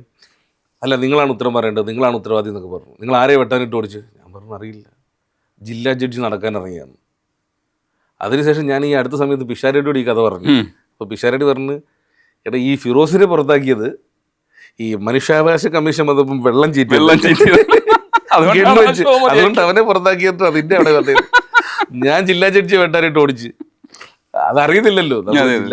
അത് ആ സമയത്ത് കുറേ മുമ്പായിരുന്നത്, ഏഷ്യാനെറ്റ് പ്ലസിലായിരുന്നു. ഈ പിഷാരടിക്ക് പണി കൊടുത്തിട്ട് പിഷാരടിക്ക് പണി കൊടുത്തതല്ല, അത് എന്താ സംഭവം ചോദിക്കാൻ വന്ന് ചോദിക്കും. അതെ അല്ല അതൊന്നും ഇല്ലെന്നേ, അത് ഓഡിയോ പ്രശ്നം കാരണം ഞങ്ങൾ മ്യൂട്ട് ചെയ്തതാണ്, അല്ലാതെ വേറൊന്നും ഇല്ല അതിനകത്ത്. അതിന്റെ പേരിൽ ഇങ്ങനെ വിശ്വസിച്ചു. അങ്ങനെ സംഭവം ഉണ്ടായിട്ടുണ്ട്. ഓഡിയോ ഭയങ്കര പ്രോബ്ലം. എന്തായാലും ഭാഗ്യത്തിനാണ് റെക്കോർഡ് ചെയ്ത് വെച്ചിട്ടുമില്ല. അതുകൊണ്ട് പിന്നെ ഞാൻ പറയുന്നത് വിശ്വസിക്കണമല്ലോ. അതെ, ഞങ്ങളിപ്പോൾ വന്ന് പരിശോധിക്കാൻ പറ്റില്ലല്ലോ. അതുകൊണ്ട് ഈ പ്രാങ്ക് ചെയ്യുന്നപ്പോൾ തരികിട സാബു ഇടയ്ക്ക് പറഞ്ഞിട്ടുണ്ടായിരുന്നു, തരികിടയ്ക്ക് ശേഷം വന്ന പ്രാങ്ക് പരിപാടികൾ ജെനുവിൻ അല്ല എന്നുള്ള അർത്ഥത്തിലൊരു കമൻറ്റ് പറഞ്ഞിട്ടുണ്ടായിരുന്നു. അല്ല ഞാൻ ചോദിച്ചോട്ടെ, നമ്മുടെ മൂവി വേൾഡ് മീഡിയയുടെ കറണ്ട് ബില്ല് അടയ്ക്കാൻ സമയമായോ? ഇല്ല. എന്ത് പറ്റി? അല്ല വാടക കൊടുക്കാൻ? ഇല്ല, കുഴപ്പമില്ല. അല്ല പിന്നെ എന്തിനാണ് ഒരു വിവാദം ഉണ്ടാക്കാൻ? സത്യസന്ധം പറഞ്ഞു സാബു ചേട്ടനെ കണ്ടിട്ടാണ് ഞാൻ ഈ പ്രാങ്ക് ചെയ്യണമെന്ന് ആഗ്രഹിക്കുന്നത്. ഞാൻ സിനിമ ആഗ്രഹിച്ചൊരു മനുഷ്യനാണ്. അപ്പോൾ 8ാം ക്ലാസ്സിലോ 9ാം ക്ലാസ്സിലോ പഠിക്കുന്ന സമയത്താണ് സൂര്യ TV തരികിട എന്നുണ്ട്. അന്ന് സൂര്യ TV തരികിട കാണുമ്പോൾ ഒരു കാര്യം മനസ്സിലാക്കണം, തെറിയൊക്കെ സാബു ചേട്ടൻ അടക്കമുള്ളവരൊന്ന് പറയട്ടെ, തെറിയൊക്കെ മ്യൂട്ട് ചെയ്യാതെ വിട്ടുകൊണ്ടിരുന്ന സാഹചര്യമാണ്. കുടുംബത്തിലൊക്കെ ഇരുന്ന് കാണുമ്പോൾ തെറി അതുവരെ കേൾക്കാൻ പറ്റുന്നൊരു സാഹചര്യം അന്നുണ്ടായിരുന്നു. പിന്നീടെല്ലാം കാലത്തിൻ്റെ ഒരു കാലാനുസൃതമായിട്ട് ഒരു മാറ്റം ഉണ്ടായിട്ടുണ്ടല്ലോ. അപ്പോൾ സാബു ചേട്ടനോട് ഞാൻ പറഞ്ഞിട്ടുണ്ട്, ചേട്ടാ നിങ്ങളെ കണ്ടിട്ടാണ്, എനിക്ക് ഭയങ്കര ആരാധനയുള്ള ഒരു മനുഷ്യനാണ്. അന്ന് അയാൾ ചെയ്ത് കൊച്ചുകൂട്ടിയൊരു പരിപാടി ഭയങ്കരമാണ്. അപ്പോൾ പുള്ളിയെ ഭയങ്കര ആരാധനയാണ് ഞാൻ. പുള്ളിയെ കണ്ടിട്ടാണ് ഞാൻ ഈ ഷോ ചെയ്യണമെന്ന് ആഗ്രഹിച്ച് സൂര്യ TVയിലേക്ക് നിരന്തരം നമ്മളെ 25 പൈസ കണ്ടല്ലേ കാർഡിൻ്റെ വില, പോസ്റ്റ് കാർഡ്. ആ സമയത്ത് എത്രയാണെന്ന് എനിക്കറിയാം. നിങ്ങളുടെ കാലഘട്ടത്തിൽ ചിലപ്പോൾ ചക്രമായിരിക്കും. ഞാൻ കാലത്തിലുള്ള 25 പൈസ 50 രൂപ പരിപാടിയാണ്.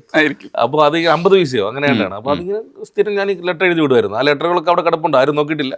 പിൽക്കാലത്ത് ഞാൻ ഷോ ഗുലുമാൽ എന്ന് പറഞ്ഞ പേരിലേക്ക് മാറിക്കഴിഞ്ഞിട്ട് അതെൻ്റെ പേരിലും അറിയപ്പെട്ടു, എൻ്റെ പേരിലും അറിയപ്പെട്ടു ഒരുപാട് പേരുടെ കൂട്ടത്തിൽ. അപ്പോൾ സാബു ചേട്ടൻ അതിനുശേഷം അങ്ങനെ പറയാൻ പറ്റില്ല കേട്ടോ. നിങ്ങളുടെ ചോദ്യത്തിന് അതിനുശേഷം റിയലിസ്റ്റിക് അല്ലെന്ന് പറഞ്ഞാൽ ബാക്കി എല്ലാവരും പ്രാങ്കിനകത്ത് എവിടെയാണ് ജെന്യൂനിറ്റി? അല്ല ഇപ്പോൾ പറഞ്ഞില്ലേ എത്തിക്സ് പറഞ്ഞില്ലേ, എത്തിക്സ് ഞാൻ ചോദിച്ചോട്ടെ. ഇപ്പോൾ പ്രാങ്കിന പറഞ്ഞു അധികം പേടിപ്പിക്കാൻ പാടില്ലായിരുന്നു എന്നുള്ളൊരു ഒരു മനോഭാവം എനിക്കുണ്ടായിരുന്നു. അപ്പൊ അതൊരു എത്തിക്സ് ആണ് സത്യം പറഞ്ഞു കഴിഞ്ഞാൽ. എനിക്ക് ഞാൻ അന്ന് എന്നെ സൂര്യ ടി വിന്ന് പ്രാങ്ക് ചെയ്യണമെന്ന് പറഞ്ഞ് വിളിച്ചപ്പോൾ തന്നെ ഞാൻ പറഞ്ഞു, സുഹൃത്തെ അതൊന്ന് പ്രദീപേട്ടനാണ്, പ്രദീപ് മരുതത്തൂരാണ്, അന്ന് ഉണ്ണികൃഷ്ണൊക്കെ എൻ്റെ കോർഡിനേറ്ററുമാണ്. ഞാൻ പറഞ്ഞു, നിങ്ങൾക്ക് ഒരാളെ ഭയപ്പെടുത്തി തമാശ ഉണ്ടാക്കാനാണെങ്കിൽ നിങ്ങളിവിടെ ജോലിക്ക് വരുന്നൊരു ബംഗാളിയെ വിളിച്ച് 200 രൂപ എടുത്തു കഴിഞ്ഞാൽ നടന്നു പോകുന്ന ഒരാളെ പുള്ളി ഭയപ്പെടുത്തും. അതെന്നെ കൊണ്ട് പറ്റില്ല. ഭയപ്പെടുത്തൽ മാത്രമല്ല, തമാശ ഉണ്ട്. ഞാനാണെങ്കിൽ വേറെ രീതിയിലേക്ക് ഞാൻ അതിനെ പ്രസൻറ്റ് ചെയ്യുന്ന രീതി തമാശ ഉണ്ടാക്കാനുള്ള ശ്രമമാണ്. അപ്പോൾ എനിക്ക് സ്പോണ്ടേനിയസ് ആയിട്ട് സംസാരിക്കുമ്പോൾ ചിലപ്പോൾ തമാശകളൊക്കെ വന്നേക്കാം. അതിനെ ഉപകാരപ്രദമാക്കണം. എനിക്ക് എൻ്റെ വഴിയും വെട്ടിപ്പോണ്ടേ, നമുക്കൊരു ഐഡൻറ്റിറ്റി വേണ്ടേ. നമുക്ക് ഇങ്ങനെ പോകുമെന്ന് പറഞ്ഞ് പേടിപ്പിക്കൽ മാത്രമല്ലല്ലോ പ്രാങ്ക് എന്ന് ഉദ്ദേശിക്കുന്നത്. അപ്പോൾ ആദ്യമേ ഞാനത് എൻ്റെ നിലപാട് വ്യക്തമായി. എങ്ങനെയാണെങ്കിൽ മാത്രം ഞാൻ തുടരാം, ഇല്ലെങ്കിൽ ഞാൻ ഇവിടെ വെച്ച് ഇത് വൈൻഡപ്പ് ചെയ്യാം എന്ന് പറഞ്ഞു. അപ്പോൾ എൻ്റെ വഴിക്കും അങ്ങനെ ചെയ്യാവുന്നൊരു സാധ്യതയിലേക്കാണ് ഞാൻ വന്നിട്ടൊരു മാറ്റം ഉണ്ടാക്കിയത്. അതെൻ്റെ ഒരു മനോഭാവം തന്നെയാണ്, ഭയപ്പെടുത്തണ്ട എന്നുള്ളത്. പിന്നെ താങ്കൾ ചോദിച്ചാൽ അതിന് ജെന്യൂനിറ്റി ഉണ്ടെന്ന് വെച്ചാൽ സാബുചേട്ടൻ പറഞ്ഞതിനോട് എനിക്ക് എതിർക്കേണ്ടി വരും. അങ്ങനെ ലോകത്തെ എല്ലാവരും ചെയ്തു. ഇപ്പോഴത്തെ പുതിയ പിള്ളേർ, പുതിയ കുട്ടികൾ വന്നിട്ട് എന്തൊക്കെ ചെയ്യുന്നത്, ഒരു പയ്യം കിടന്നതിൽ ഇടി കിട്ടുന്നുണ്ട്. അതൊക്കെ ജെന്യൂനിറ്റി കൂടിയതിൻ്റെ പ്രശ്നമാണ്. അവനെ അടിക്കുന്നത് അതൊക്കെ റിയലിസ്റ്റിക് അല്ലെന്ന് നമുക്ക് പറയാൻ പറ്റുമോ? ഇപ്പോൾ ഒരാൾ നടന്നു വരുന്നു, ഒരു ഉദാഹരണമാണ് പറയുന്നത്. അയാൾ നടന്നു വരുമ്പോൾ നമ്മുടെ ഒരു ആർട്ടിസ്റ്റ് ചെന്നിട്ട് അയാളെ ഭയപ്പെടുത്തുന്നു. ഇത് കണ്ട് ചിരിക്കുന്ന സമൂഹം ഉണ്ടല്ലോ, പ്രേക്ഷകർ. ഇതിൽ ആരാണ് ശരിക്കും പറ്റിക്കപ്പെടുന്നത്? ആരാ പറ്റിക്കപ്പെടുന്നത്? അയാൾ മാത്രം. ആ നടന്നു വരുന്ന ആൾ. നേരെ നടന്നു വരുന്ന ആൾക്ക് നമ്മൾ 500 രൂപ കൊടുത്തു, ചേട്ടാ വരുമ്പോൾ ഒന്ന് ഭയപ്പെടണമെന്ന് പറയുന്നു. പുള്ളി ഭയപ്പെടുന്നു. ആര് ചിരിക്കുന്നു? പ്രേക്ഷകൻ ചിരിക്കുന്നു. എന്ത് ആലോചിച്ചിരിക്കുന്നു? അയാൾ പറ്റിക്കപ്പെട്ടു എന്ന് കരുതി ചിരിക്കുന്നു. ഇവിടെ ആരാ പറ്റിക്കപ്പെട്ടത്? പ്രേക്ഷകർ. എന്തായാലും ഒന്ന് സംഭവിക്കുമോ? പറ്റിക്കപ്പെടും ആരെങ്കിലും. പറ്റിക്കപ്പെടും. അപ്പം അപ്പുറം ഇപ്പുറം പറ്റിക്കപ്പെട്ടിട്ടെന്ന് ഇവിടെ എന്താ ചെയ്യാനാണ്? അത് ലോകോത്തര പ്രാങ്കുകളെടുത്ത് നോക്കി കഴിഞ്ഞാൽ തന്നെ ഇപ്പം നമ്മൾ ഈ ചില സമയം ഞാൻ കൂടുതൽ ഈ ഫ്ലൈറ്റിലൊക്കെ യാത്ര ചെയ്യുമ്പോൾ നമ്മൾ കുറേ പ്രാങ്ക്സ് ഈ എമിറേറ്റ്സിലൊക്കെ സ്ഥിരം അത് ഇഷ്ടം പോലെ കാണാൻ പറ്റുന്നുണ്ട്. എന്തോരം പ്രാങ്കുകളാണ്, എല്ലാം സ്റ്റുഡിയോയിൽ ചെയ്യുന്ന പ്രാങ്കുകളാണ്, നമ്മളെ വിശ്വസിപ്പിക്കുന്നതാണ്. അത് നമ്മളിരുന്ന് ചിരിക്കുന്നു. അവർക്ക് പൈസ മേടിച്ചുകൊണ്ട് പോകുന്ന ആൾക്കാരുണ്ട്, ആർട്ടിസ്റ്റുകളുണ്ട്. ചിലതൊക്കെ വലിയ സ്റ്റുഡിയോയിൽ സെറ്റ് ചെയ്യുന്ന പ്രാങ്കുകളുണ്ട്, വലിയ സ്റ്റുഡിയോയിൽ. അപ്പം നമ്മളതിനെ രസിക്കാനപ്പുറത്തേക്കൊന്നും കാണേണ്ട ആവശ്യമില്ല. പിന്നെ ഒരു സത്യസന്ധത ഉണ്ടാകുക, നമ്മൾ ഉദ്ദേശിക്കുന്ന കാര്യം എന്താണെന്നോ അത് ചിന്തിക്കാന്ന് മാത്രമേ ഉള്ളൂ. ഈ സ്റ്റുഡിയോ ചെയ്യുന്ന പ്രാങ്കുകളൊക്കെ എനിക്ക് ഇഷ്ടമാണ്, ഞാൻ കാണാറുണ്ട്. അപ്പം ഇപ്പം നിങ്ങൾ സ്റ്റുഡിയോയിൽ ഒരു പ്രാങ്ക് അതെ ആരെ പ്രാങ്ക് വന്ന് പേടിച്ചിരിക്കുകയാണ്. അനൂപിന് കയറി വരുമ്പോ ചെറിയ പേടിയുണ്ടായിരുന്നു. പിന്നില്ലേ നമ്മളെങ്ങനെ ഇനി പ്രാങ്ക് ഞാൻ വന്നപ്പോണ്ട് വൈഷ്ണവിയും കൂടെ കൊണ്ടിറക്കിയേക്കും. എന്തിന് വന്നു, ഇന്റർവ്യൂ കാണാൻ. അങ്ങനെ ഇന്റർവ്യൂ കാണാൻ വേണ്ടിട്ട് ഷാരൂഖ് ഖാൻ ഒന്നുമല്ലല്ലോ വന്നേക്കുന്നത്, അല്ലെങ്കിൽ ഷാരൂഖ് ഖാൻ അല്ലല്ലോ ഇന്റർവ്യൂ എടുക്കുന്നത്. അതെ അതെ അതെ. അതുകൊണ്ട് വഴക്കം. നിങ്ങൾ വഴക്കത്തിന്റെ കാര്യം പറഞ്ഞപ്പോഴേ, മെസ്സിയുടെ വല്യമ്മയുടെ മോളോ മറ്റോ ആണ് അഹാനെ പ്രാങ്ക് ചെയ്തത്. എനിക്ക് ഇഷ്ടപ്പെട്ടു. അത് നല്ല രസമായിരുന്നു. മെസ്സിയുടെ ഞാൻ മെസ്സി ഫാനാ. അപ്പൊ എനിക്ക് അർജന്റീനയും മെസ്സിയൊക്കെ എപ്പോഴും തലകളിലൂടെ ഓടുകയും ഞാൻ ഇങ്ങനെ കാണുകയും ചെയ്യുന്ന ഒരാളായതുകൊണ്ട് പിന്നെ ഇന്റർനാഷണലി ചെറിയ സാധനങ്ങൾ കണക്ട് ചെയ്യുമ്പോൾ ഒരു തമാശ ഉണ്ടാവും. അത് പറയുന്നതിന് മുമ്പ് ഒരു കാര്യം പറയോ, അർജന്റീന എന്നുള്ള ഏതോ ഒരു ലാംഗ്വേജ് പറയുന്നുണ്ടായിരുന്നു, അതൊന്ന് കാണിച്ചു. അയ്യോ അത് കാണിക്കാം, ആ സമയത്ത് സംഭവിച്ചു അങ്ങനൊക്കെ സാധനങ്ങളാ. അവസാനം പക്ഷെ ഒരു ഇംഗ്ലീഷ് വാക്ക് അതിനകത്തുണ്ട്. ഇംഗ്ലീഷ് വാക്ക് വരുമ്പോ അതിന് ഭയങ്കര ജെന്യൂനിറ്റി കൂടുതലാണ്. രജനീഷ് ഇന്റർവ്യൂ എന്നൊക്കെ പറയുമ്പോൾ വിചാരിക്കുന്നില്ല രജനീഷിന്റെ ഇന്റർവ്യൂവിൽ വേറെ എന്തോ പറഞ്ഞോണ്ടിരിക്കുകയാണ്. നമുക്ക് മനസ്സിലാവുന്ന കുറെ സാധനങ്ങൾ പറയാം, കാറ്, ബസ്, ഇന്റർവ്യൂ, ഇംഗ്ലീഷ് വാക്കുകൾ എല്ലാവർക്കും അറിയാം. അതെ, ഞങ്ങളുടെ നാട്ടിൽ ഇതേപോലെ പറയുന്ന ഒരു മനുഷ്യനുണ്ടായിരുന്നു. So second man with differing with deaf such of the material, അടിച്ച് ഫയർ ചെയ്യും മക്കളെ.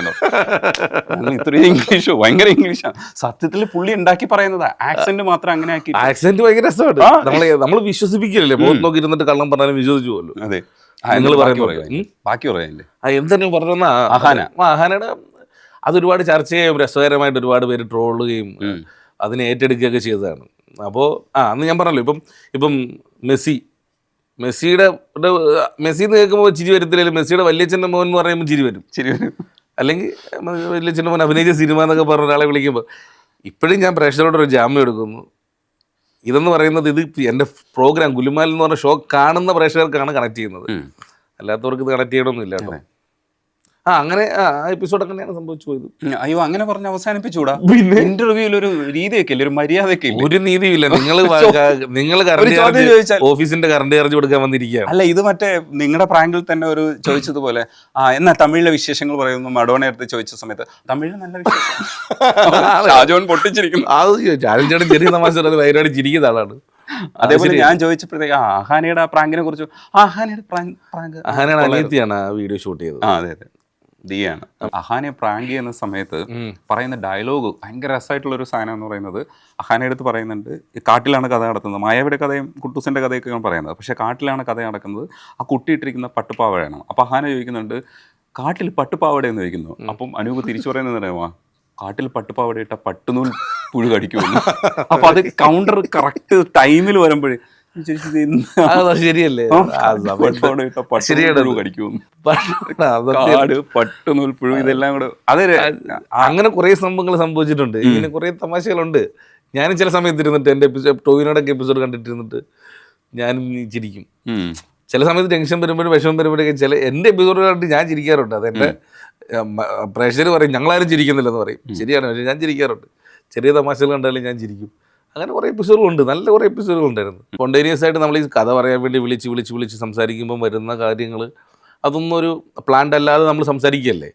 അതാണ് ഞാൻ പറഞ്ഞത്. അങ്ങനെ സംസാരിച്ച കൂട്ടത്തിൽ മെസ്സി കടന്നു വന്നു, മെസ്സിയുടെ വലിയച്ഛൻ്റെ മോൻ, പിന്നെ രാജുവും രാധയും, മായാവിയുടെ കഥയൊക്കെ ടൊവിനോ മായാവിയായിട്ടും രാജുവായിട്ടും രാധയായിട്ട് അഹാനയും, അതിൻ്റെയൊക്കെ കുറേ, അതാണ് എനിക്ക് ഏറ്റവും ഇഷ്ടപ്പെട്ടത്. കാരണം വെച്ചാൽ ഇത് കണ്ടിട്ട് നമ്മളെ ഇഷ്ടപ്പെടുന്ന പ്രേക്ഷകർ അതിൻ്റെ കുറച്ച് ഫോട്ടോസ്, പടങ്ങൾ വരച്ച് പെൻസിൽ വെച്ച് വരയ്ക്കുന്നു, കമ്പ്യൂട്ടറിൽ വരയ്ക്കുന്നു, അങ്ങനെ കുറേ ചിത്രങ്ങളൊക്കെ അയച്ചു തരികയും അതിനെ ആഘോഷിക്കുകയും ചെയ്തിരുന്നു കുറേ. പിന്നെ അന്നത്തെ ഞാൻ ആ ചെയ്യുന്ന സമയത്തൊക്കെ ആ എപ്പിസോഡെല്ലാം തന്നെ ന്യൂസ് വാല്യൂസും ഉണ്ടായിട്ടുണ്ട്. എനിക്കറിയില്ല അതെന്തുകൊണ്ടാണ് എല്ലാ മാധ്യമങ്ങളും അതിനെ എടുത്ത് ചെയ്യുകയും ചെയ്യുന്നുണ്ടായിരുന്നു ഓരോ എപ്പിസോഡും. പിന്നെ എല്ലാ എപ്പിസോഡുകളും ഞാൻ ചെയ്യുന്നത് 90% എപ്പിസോഡുകളും ട്രെൻഡിങ്ങിൽ വരുന്നുണ്ടായിരുന്നു യൂട്യൂബിൽ. അല്ല, അത് താരഗുലുമാൽ കൂടെ ആയിരുന്നത് കൊണ്ടായിരിക്കും. അത് തന്നെ ഇപ്പോഴും ഞാൻ പറഞ്ഞില്ല, ആ ഒരു സെലിബ്രിറ്റി പ്രാങ്കിൻ്റെ ഒരു വഴിയെ കൂടെയാണ് ഞാൻ പോയിക്കൊണ്ടിരുന്നത്. സൗഹൃദ സദസ്സിൽ ഒരുപാട് പേരുണ്ട്. ഇപ്പോൾ എല്ലാവരും, മിക്കവാറുള്ള എല്ലാവരും നമ്മുടെ സൗഹൃദത്തിലുള്ള ആൾക്കാരായി മാറിയിട്ടുണ്ട്. നേരത്തെ നമ്മൾ നോക്കി കണ്ടിരുന്ന ടി വിയിലൂടെ സിനിമയിലൂടെയും കണ്ടിട്ടിരുന്ന ഒട്ടുമിക്ക ആൾക്കാരും നമ്മുടെ സുഹൃത്തുക്കളായി എന്നുള്ളത് തന്നെയും ഈ ജീവിതത്തിൻ്റെ നല്ല നമ്മുടെ ഉദ്ദേശം കറക്റ്റായിരുന്നു, യാത്ര കറക്റ്റായിരുന്നു എന്ന് തോന്നിപ്പോയിട്ടുണ്ട്. ഈ ഫേസ് രജിസ്റ്റർ ചെയ്തതിന് ശേഷം പിന്നെ പ്രാങ്ക് ചെയ്യുമ്പോൾ കുറച്ചുകൂടി പാടാണ്. ഇല്ല രജിസ്റ്റർ ചെയ്തതിന് ശേഷം ഞാൻ അല്ലെങ്കിൽ ആ സമയത്തേക്ക് ചെറിയ സമയത്ത് ഒരു ഡ്യൂറേഷൻ പീരീഡിൽ ഞാൻ വെളിയിൽ അങ്ങനെ ചെയ്തിട്ടുള്ളായിരുന്നു. പിന്നെ എൻ്റെ ശബ്ദത്തിലൂടെയാണ് ഞാൻ പ്രാങ്ക് ചെയ്തത്. ശരിക്കും പറഞ്ഞു കഴിഞ്ഞാൽ ഇതിനകത്തൊരു ഡിഫിക്കൽട്ട് ആയിട്ടുള്ളൊരു സ്റ്റേജ് എന്ന് പറയുന്നത് ഇത് പാളുന്ന സ്ഥലങ്ങളാണ്. പാളുന്ന ഫുട്ടേജ് തന്നെ ഒരുപാട് ഉണ്ടാവും. അപ്പം അത് വിടാൻ പറ്റില്ല. അപ്പം ആ ക്രൈസിസ് ഒക്കെ നമുക്കിപ്പോൾ പല സ്ഥലത്തും ഈ എപ്പിസോഡ് വിടണമായിരുന്നല്ലോ, അന്ന് കുറച്ചുകൂടെ പ്രശ്നമാണ്. ഇന്നിപ്പോ നിങ്ങൾ ചെയ്യുന്ന ഓൺലൈൻ ആയതുകൊണ്ട് അതാണ് ഞാൻ ഈ പ്രശ്നം കാരണമാണ്. അതായത് ഉദാഹരണം പറഞ്ഞാൽ എനിക്ക് ടൊവിനോട് എപ്പിസോഡുകളൊക്കെ ആയിരിക്കും ഞാൻ ചെയ്ത അവസാന സൂര്യ TV ചെയ്തിട്ടുള്ള അവസരം പ്രാങ്ക്. അതിനുശേഷം അത്യാവശ്യം നല്ല റെമ്യൂണറേഷൻ അവർ കൂട്ടാതിരിക്കാൻ അല്ലെ എപ്പിസോഡ് നിർത്തും ഞാൻ ചോദിക്കുകയും ചെയ്തു. അപ്പോൾ നല്ല റെമ്യൂണറേഷനിലേക്ക് എത്തി. ശരത്തിനൊക്കെ അറിയാം, എനിക്ക് തോന്നുന്നു സൂര്യ TV അങ്ങനെ ഒരു എപ്പിസോഡ് ചെയ്തിട്ട് ഇത്രയും റെമ്യൂണറേഷൻ മേടിച്ച് ഒരു അരമണിക്കൂറിന് വേണ്ടിയിട്ട് ഇത്രയും റെമ്യൂണറേഷൻ മേടിച്ച ആളുണ്ടാവുമെന്ന് എനിക്കറിയില്ല. അപ്പോൾ ഞാൻ നല്ല റെമ്യൂണറേഷൻ ചോദിക്കുകയും തരികയും ചെയ്തു. പക്ഷേ അത് ഉത്തരവാദിത്തം വളരെ കൂടുതലാണ്. കാരണം വെച്ചാൽ വീക്കിലി വൺസ് നമുക്ക് ഓൺ എയർ പോയിരിക്കണം. ഈ ഒരു വീക്കിലി വൺസ് വിടാനായിട്ട് ചിലപ്പോൾ നമ്മൾ പലതും ആലോചിച്ചു നടക്കണം. ആ ഒരു കമ്മിറ്റ്മെൻറ്റ് വളരെ വലുതാണ്. അപ്പം വലിയ കമ്മിറ്റ്മെൻറ്റുകളിലേക്ക് അപ്പം ഞാൻ എൻ്റെ സിനിമ എനിക്ക് ഒരു സ്ഥലത്തേക്ക് എത്തിക്കണമായിരുന്നു. അപ്പോൾ അത് ആദ്യ സിനിമ ചെയ്യണമല്ലോ. അപ്പോൾ അതിന് വേണ്ടിയിട്ടുള്ള ട്രൈ ഇങ്ങനെ ചിന്തകളും കഥയെഴുത്തും ചിന്തകളും പ്രവർത്തി നടന്നുകൊണ്ടിരിക്കുകയാണ്. അപ്പോൾ അങ്ങനെയാണ് ഞാനത് നമ്മുടെ ഇഷ്ടത്തിന് നമ്മുടെ സാഹചര്യത്തിൽ ഇപ്പോൾ ഓൺ പ്ലാറ്റ്ഫോമിലേക്ക് ചെയ്യാമെന്ന് കരുതിയിട്ടാണ് ഞാൻ യൂട്യൂബിലേക്ക് അത് ചെയ്തു തുടങ്ങിയത്. അവിടെ കുറേ എപ്പിസോഡുകൾ ചെയ്തായിരുന്നു. അപ്പോൾ പിന്നെ നമുക്ക് ഇപ്പം ഞാനിപ്പോൾ തന്നെ 6-7 മാസം അല്ലെങ്കിൽ 1 വർഷം കഴിയുമ്പോഴൊക്കെ എപ്പിസോഡ് ഇട്ട സമയമുണ്ട്. ഇതൊക്കെ പിന്നെ കൂടുതൽ ആൾക്കാർ ഇഷ്ടപ്പെടുന്നതുകൊണ്ട് ഇങ്ങനെ നമ്മളെ കാണുമ്പോഴും അല്ലെങ്കിൽ എവിടെയെങ്കിലും പോകുമ്പോൾ നേരിട്ട് കാണുമ്പോഴോ മെസ്സേജിലൂടെയൊക്കെ നമ്മളോട് സംസാരിക്കും. അങ്ങനെയാണ് ചെയ്യുന്നത്. അതൊരു സൈഡായിട്ട് വല്ലപ്പോഴും ഓർമ്മ ചെയ്യുന്നുണ്ട്. അല്ല, ഈ സിനിമയിലേക്ക് എത്താൻ വേണ്ടിയിട്ടാണല്ലോ ഈ മാർഗം സ്വീകരിച്ചത്. പക്ഷേ ഐഡന്റിറ്റി എന്ന് പറയുന്നത് ഇപ്പോൾ ഗുലുമാൽ ഒരു ഐഡന്റിറ്റി ഉണ്ട്. തീർച്ചയായിട്ടും. അപ്പം ആ ഐഡന്റിറ്റി എങ്ങനെയാണ് ഇപ്പോൾ കാണുന്നത്? അത് എന്റർടൈൻ ചെയ്യുന്നുണ്ടാവും, പക്ഷേ എത്രത്തോളം എന്റർടൈൻഡ് ആണ്? കാരണം നമ്മൾ ആ ഐഡന്റിറ്റിക്ക് വേണ്ടിയിട്ടല്ല ശരിക്കും ശ്രമിച്ചത്. നമ്മൾ മറ്റൊരു കാര്യം ചെയ്യാൻ വേണ്ടി വന്നപ്പോൾ നമ്മൾ തൽക്കാലം ചെയ്തൊരു ജോലിയാണ്. പക്ഷെ അത് നമ്മുടെ ഐഡന്റിറ്റി ആയിട്ട് മാറിയിട്ട് പേരിനൊപ്പം ഗുലുമാലും കൂടെ. അപ്പൊ അനൂപ് ഗുലുമാൽ എന്നാണ് നമുക്ക്, ഞാൻ ഫോണിൽ സേവ് ചെയ്യുന്ന അങ്ങനെയാണ്, അനൂപ് ഗുലുമാൽ എന്നാണ്. അതാണ് ഐഡന്റിറ്റി. എന്താണെന്നറിയത്തില്ല, അങ്ങനെ ഒരുപാട് പേര് അങ്ങനെ കാണുന്നുണ്ടോ എന്ന് എനിക്കറിയില്ല. കാണുന്നുണ്ടോ? ഗുലുമാൽ അല്ല, കാണുന്നുണ്ടാവും. അങ്ങനെ ആ ഷോ അത്രയും ഹിറ്റായിരുന്നു.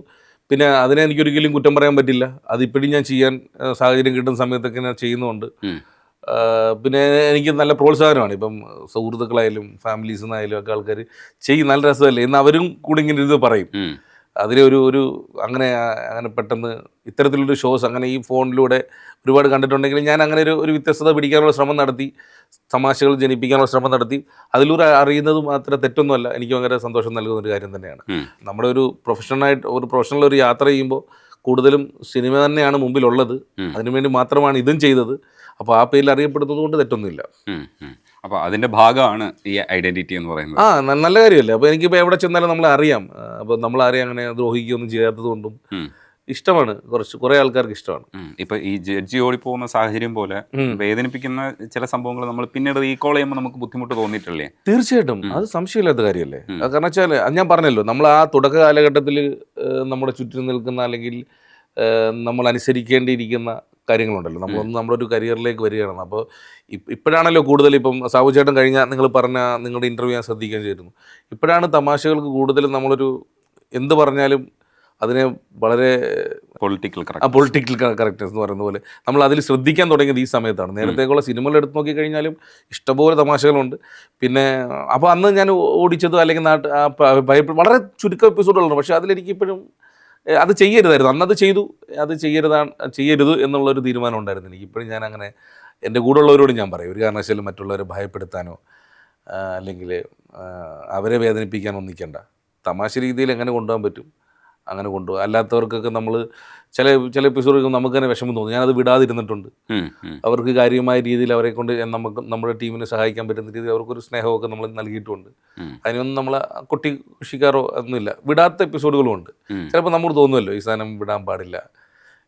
ചിലപ്പോൾ ഇവരുടെ അച്ഛനും അമ്മയ്ക്കും അല്ലെങ്കിൽ ഇവരുടെ മക്കൾക്കൊക്കെ എന്ത് തോന്നും. ചില ചേട്ടന്മാരെയൊക്കെ പ്രാങ്ക് ചെയ്തിട്ട് ഞാൻ ചെയ്യാത്തല്ല, എൻ്റെ ടീം ചെയ്തിട്ട് വരുമ്പം തന്നെ പറയുന്നതാണ്. ഞാൻ കൂടുതൽ നമ്മുടെ ഒരു ഫ്ലോറിൽ ഇരുന്ന് ചെയ്യുന്ന അങ്ങനെയാണ് മാറിയത്. എനിക്ക് തന്നെ തോന്നും അത് അങ്ങനെ വിടണ്ട എന്ന് പറയും. നമുക്ക് തോന്നുമല്ലോ നമ്മുടെ അച്ഛനെ ഇപ്പോൾ വഴിയിലിട്ട് ഒരാളിങ്ങനെ പ്രാങ്ക് ചെയ്ത് എനിക്ക് ഇഷ്ടപ്പെടുമോ? എനിക്ക് ഇഷ്ടപ്പെടില്ല. എൻ്റെ അച്ഛൻ നടന്നു പാവം പിടിച്ചൊരു മനുഷ്യൻ നടന്നു പോയിക്കൊണ്ടിരിക്കുമ്പോഴത്തേന് കുറുകെ കയറ് കെട്ടി വീഴ്ത്താൻ ശ്രമിച്ചിട്ട് അല്ലെങ്കിൽ മുഖത്ത് വെള്ളം തെളിച്ച് എന്നൊക്കെ പറയുന്നത് എനിക്ക് ഇഷ്ടപ്പെടില്ല. ആ ഒരു ആസ്പെക്റ്റിൽ ഞാൻ എപ്പോഴും അത് ചിന്തിക്കാറുണ്ട്. അതുകൊണ്ട് ഞാൻ അത്തരം പരിപാടികളിൽ ഞാൻ ചെയ്യാറില്ല.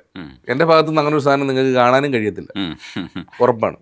ഞാൻ ചില എപ്പിസോഡുകൾ ചൂണ്ടിക്കാണിച്ചെങ്കിലും അനൂപിൻ്റെ മനസ്സിലിരിക്കുന്ന കുറേ എപ്പിസോഡ്സ് ഉണ്ടാവില്ലേ, കുറച്ചൊക്കെ വാചാലനാക്.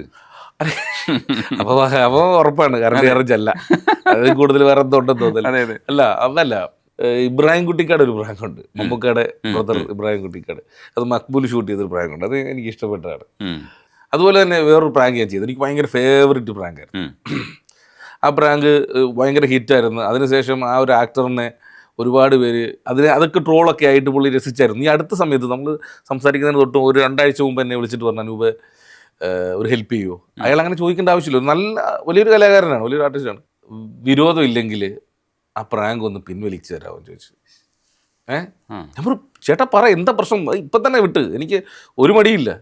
ഞാൻ പറഞ്ഞു എന്ത് ചേട്ടാ അങ്ങനെ വിഷമമുണ്ട്? അപ്പോൾ അതിലൊരു കാര്യമുണ്ട്, അദ്ദേഹം അന്നൊരു പ്രാങ്ക് കഴിഞ്ഞപ്പോഴത്തേന് അയാൾ ഒരുപാട് ആർട്ടിസ്റ്റ് രസമാണെങ്കിൽ കൂടി അദ്ദേഹം അറിയാതെ പല കാര്യങ്ങളും പറഞ്ഞിട്ടുണ്ടാവും. എൻ്റെ ചോദ്യങ്ങൾക്ക് ഒരു കുരുക്കിനകത്ത് പെട്ടിട്ടുണ്ട്.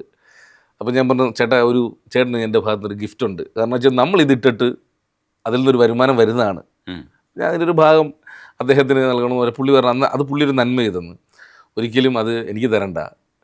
എൻ്റെ നാട്ടിൽ ഇന്ന പോലെ ഒരു വീട്ടമ്മയുണ്ട് അല്ലെങ്കിൽ ഒരു കുടുംബമുണ്ട്, അവർക്ക് സാമ്പത്തികമായ ബുദ്ധിമുട്ടാണ്, അവർക്ക് ഇട്ട് കൊടുക്കുമെന്ന് ചോദിച്ച് ഞാനത് അങ്ങനെ ചെയ്യുകയും ചെയ്തു കേട്ടോ. ഞാൻ അദ്ദേഹത്തിൻ്റെ ആ നന്മയെക്കുറിച്ച്, ആ പേര് പറയാൻ പാടില്ലാത്തത് കാരണം അദ്ദേഹം പിൻവലിച്ച് പിന്നെ അത് ഉണ്ടാവേണ്ടത് വെച്ചിട്ടാണ്. അത് അദ്ദേഹം നാളെ എനിക്ക് അങ്ങനെ ഇഷ്ടപ്പെട്ടു ആ മനുഷ്യനോട്. ഒരു സാമ്പത്തികം ഒരാൾക്ക് കൊടുക്കുമ്പോൾ അത് എനിക്ക് വേണ്ട, ഇന്നയാൾക്ക് കൊടുക്കുന്നു. അത് ഞാൻ ഇതിനു മുമ്പ് കേട്ടിട്ടുള്ള ജഗതി ചേട്ടനാണ് എൻ്റെ അടുത്ത് പറഞ്ഞിട്ടുണ്ടായിരുന്നു. പെരുമാൾ എന്ന് പറയുന്ന ഒരു ഷൂട്ടിങ്ങിൻ്റെ ലൊക്കേഷനിൽ വെച്ചിട്ട് ഇതുപോലെ ഒരു ഇനാഗുറേഷൻ ഞാൻ ക്ഷണിച്ച് അവിടെ ചെന്നിട്ട്, കോട്ടയത്താണ്. അപ്പോൾ അദ്ദേഹം പറഞ്ഞത് എനിക്ക് അന്ന് 25,000 പുള്ളിയുടെ ഒരു ഇനാഗുറേഷൻ വരുന്നത്. അപ്പോൾ ഈ തുക ഒരു ഓർഗനൈസേഷൻ്റെ പേര് തന്നിട്ട് അതിൻ്റെ റെസിപ്റ്റുമായിട്ട് വന്നാൽ മതി, അനിയാ വേറൊന്നും വേണ്ടാന്ന് പറഞ്ഞു. ഒന്ന് ആലോചിച്ച് നോക്കിയേ, അതൊന്നും സോഷ്യൽ മീഡിയയോ അദ്ദേഹം ചെയ്ത നന്മ പ്രവർത്തികളോ, എനിക്ക് അദ്ദേഹത്തിൻ്റെ നന്മയുടെയൊക്കെ ഒരു വലിയ പ്രതിഫലനമാണ് അദ്ദേഹം ഇപ്പോഴും നമ്മളോടൊപ്പം ഇരിക്കുന്നത് എന്ന് പറയുന്നത്.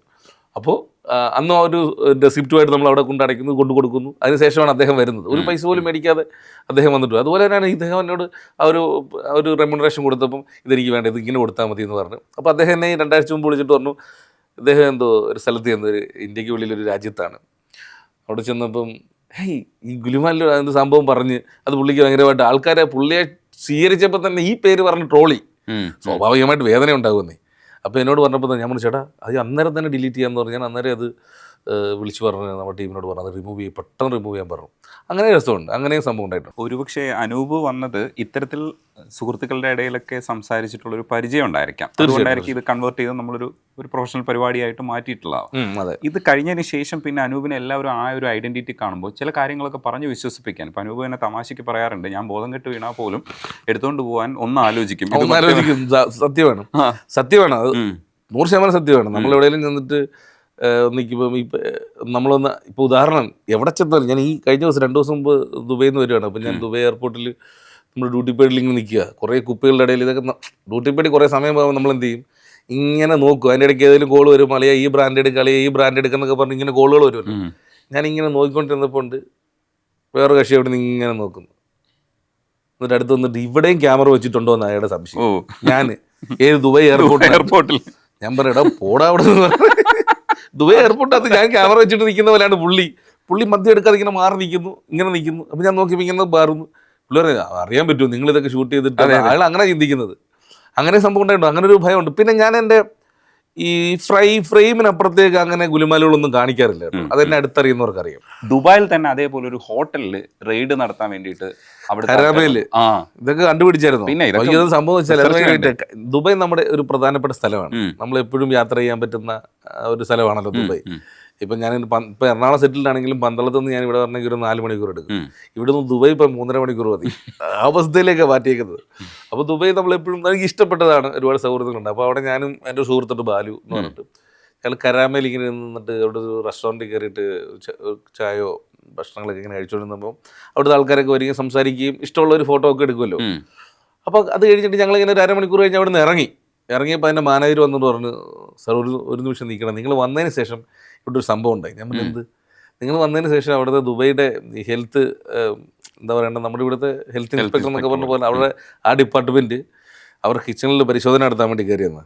അവിടുത്തെ ദുബൈ വേഷത്തിലൊക്കെ അറബി വേഷത്തിൽ എന്നൊക്കെ പറഞ്ഞ് തുറന്നുണ്ടെങ്കിൽ അതിൻ്റെ മെയിൻ ഷെഫ് പറഞ്ഞ് നാണം കിട്ടുമെന്ന് തുറക്കണ്ട, ഇത് ഗുലുമാൽ ടീം വന്ന്. അപ്പോൾ അറിയില്ലത് ഒരുപാട് കണ്ടിട്ടുണ്ടെന്ന് പുള്ളിയോട് പറഞ്ഞത്. അപ്പോൾ അതിൻ്റെ മാനേജർ കണ്ടിട്ട് ഓടി വന്ന് എന്നിട്ട് അവരോട് മാലിഷ് സോറി പറഞ്ഞിട്ട് പറഞ്ഞു ഇതുപോലൊരു സംഭവം ഉണ്ട്, അവിടെ ഇരിക്കുന്ന ആൾ ഇതിൻ്റെ ആളാണ്, അങ്ങനെ തെറ്റിദ്ധരിച്ചാന്ന് പറഞ്ഞിട്ട് പോയ സംഭവം ഉണ്ടായിട്ടുണ്ട്. അതിൽ വലിയൊരു വീറ്റുണ്ടായി. ഈ കരാമേല് അവർ ഇങ്ങനെ നിൽക്കുക. വേറൊരു ദിവസം ഇങ്ങനെ ഒരു രാത്രി 1 മണിയോ 1:30 അങ്ങോട്ട് ആയിട്ടുണ്ടാവും. അവിടെ ഉറങ്ങാത്ത നഗരമാണല്ലോ. ഇങ്ങനെ ഒന്ന് കാര്യം പറഞ്ഞപ്പോൾ ഒരു പള്ളിയിലെ ഒരു ഉസ്താദ്, ഒരു ഇമാമാണ് അദ്ദേഹം, അവിടുത്തെ ഏതോ പള്ളിയിൽ അസിസ്റ്റൻറ്റ് ഇമാമായിട്ട് ജോലി ചെയ്യുന്ന ഒരാളാന്ന് പറഞ്ഞു. പുള്ളി എന്നെ ഇഷ്ടമുള്ള ഒരാളാണ്. ഫാൻ എന്നൊന്നും പറയുന്നില്ല നമ്മൾ. അപ്പോൾ എന്നെ ഭയങ്കര ഇഷ്ടമുള്ള ഒരാളാണ്. ഞാൻ പറഞ്ഞു ഉസ്താദിനൊക്കെ ഈ ഗുലുമാലൊക്കെ കാണാൻ സമയം കിട്ടുന്നുണ്ടോ? ഞാൻ 2 പരിപാടിയെ കാണത്തുള്ളൂ. ഒന്ന് മറിമായം, പിന്നെ ഗുലുമാൽ. ഇത് ഭയങ്കര ഇഷ്ടമെന്ന് പറഞ്ഞു. പിന്നെ ഒന്ന് ഉപ്പുമുളോ അങ്ങനെ ഒരു സാധനം ഉണ്ടോ? അപ്പോൾ ഞാൻ പറഞ്ഞു സന്തോഷം എന്ന് പറഞ്ഞു. എൻ്റെ റൂം വരെ ഒന്ന് വരാം, ഇതിൻ്റെ മുകളിലാണ് ഞാൻ താമസിക്കുന്നത്, എൻ്റെ സുഹൃത്തുക്കളൊക്കെ ഉണ്ട്, നിങ്ങളെ ഭയങ്കര ഇഷ്ടമുള്ള ആൾക്കാരാണ്, ഞങ്ങൾ ഒന്നിച്ചിരുന്നാണ് കാണുന്നത്. ജമൻ ഉസ്താദ് അത് ഇവിടെ ഒരാൾ കയറി കഴിഞ്ഞാൽ പിന്നെ അടുത്ത ഒരാൾ കാണുമ്പം പിന്നെ അവിടെ നമ്മൾ പോകേണ്ടി വരത്തില്ല. അതുകൊണ്ട് എനിക്ക് ഒന്നാമത് പരിചയമില്ലാത്ത ആൾക്കാരാണ്, നമ്മളവിടെ വന്ന് പെട്ടെന്ന് കയറുക എന്ന് പറഞ്ഞൊരു ശരിയായ കാര്യമാണ്. ഒരു പ്രശ്നമില്ല, അവരെല്ലാം നല്ല ഉറക്കത്തിലാണ്. ഇപ്പോൾ ഒന്ന് വന്ന് കയറിയിട്ട് വന്നു. ഞാൻ പറഞ്ഞു അവർ ജോലി ചെയ്ത് വന്ന് രാവിലെ മുതൽ പണിയെടുത്തിട്ട് വന്ന് ദുബായ് ജോലി ചെയ്തിട്ട് വന്ന് കിടന്നുറങ്ങുന്ന ആൾക്കാരല്ല. അവരുടെ അടുത്ത് ഞാൻ വന്ന് എന്ത് ചെയ്യാനാണ്? അവർ ഉറങ്ങി കിടക്കുമ്പോൾ അനൂപ് ഒന്ന് പ്രാങ്ക് ചെയ്ത് ഉണർത്തണത് പറഞ്ഞിട്ട് അവരെല്ലാം ഉണരുമ്പോൾ നല്ല രസമല്ലേ. ഞാൻ പറഞ്ഞ് പാവമ്പാട് ആൾക്കാർ ഇടികൊണ്ട് എൻ്റെ ഇടപാട് തീരാൻ വേണ്ടിയിട്ടാണ്. ഞാൻ ഉസ്താദ് കൊള്ളാല്ല പരിപാടി, അവർ കിടന്ന് ഉറങ്ങും, അവരെ പ്രാങ്ക് ചെയ്ത് ഉണർത്താൻ എന്നെ വിളിച്ചോണ്ട് പോവാണ്. അങ്ങനെ ഒരു കാര്യം സംഭവം ഉണ്ടായിട്ടുണ്ട്. ഈ കരാമ ദുബായുമായിട്ട് ഇങ്ങനെ കുറേ സ്ഥലങ്ങൾ. പക്ഷേ ഈ ഐഡന്റിറ്റിയുടെ പ്രശ്നം പറയുമ്പോൾ നമ്മൾ ഈ സിനിമയിലേക്ക് ചാൻസ് ഇല്ല. ഇപ്പോൾ സിനിമ ചെയ്യാൻ വേണ്ടിയിട്ട് ഒരു സംവിധായകനായിട്ട് പോകുമ്പോഴും കഥ പറയുമ്പോഴും ഒക്കെ അതിനിടയിൽ എവിടെയെങ്കിലുമൊക്കെ പ്രാങ്ക് കൊണ്ടുവന്ന ആൾക്കാരൊക്കെ നോക്കുമെങ്കിലും ഈ മുഖം പരിചയം കുറച്ചുകൂടെ സിനിമയിലേക്കുള്ള എൻട്രി കുറച്ചുകൂടെ സ്മൂത്ത് ആക്കിയില്ലേ? ഉറപ്പായിട്ടും. പിന്നെ നമ്മളെ ഇപ്പം കഥ പറയാൻ പോകുമ്പോഴായാലും ഉണ്ണി മോഹൻനായാലും നമ്മളറിയാമല്ലോ. അതിന് മുമ്പ് ഉണ്ണിയും ഞാൻ നേരത്തെ പ്രാങ്ക് ചെയ്തിട്ടുണ്ട് സൂര്യ ടി വിക്ക് വേണ്ടിയിട്ട്. കുറേ മുമ്പ് അച്ചായൻസ് എന്ന് പറഞ്ഞ സിനിമ ഇറങ്ങിയ സമയത്ത്.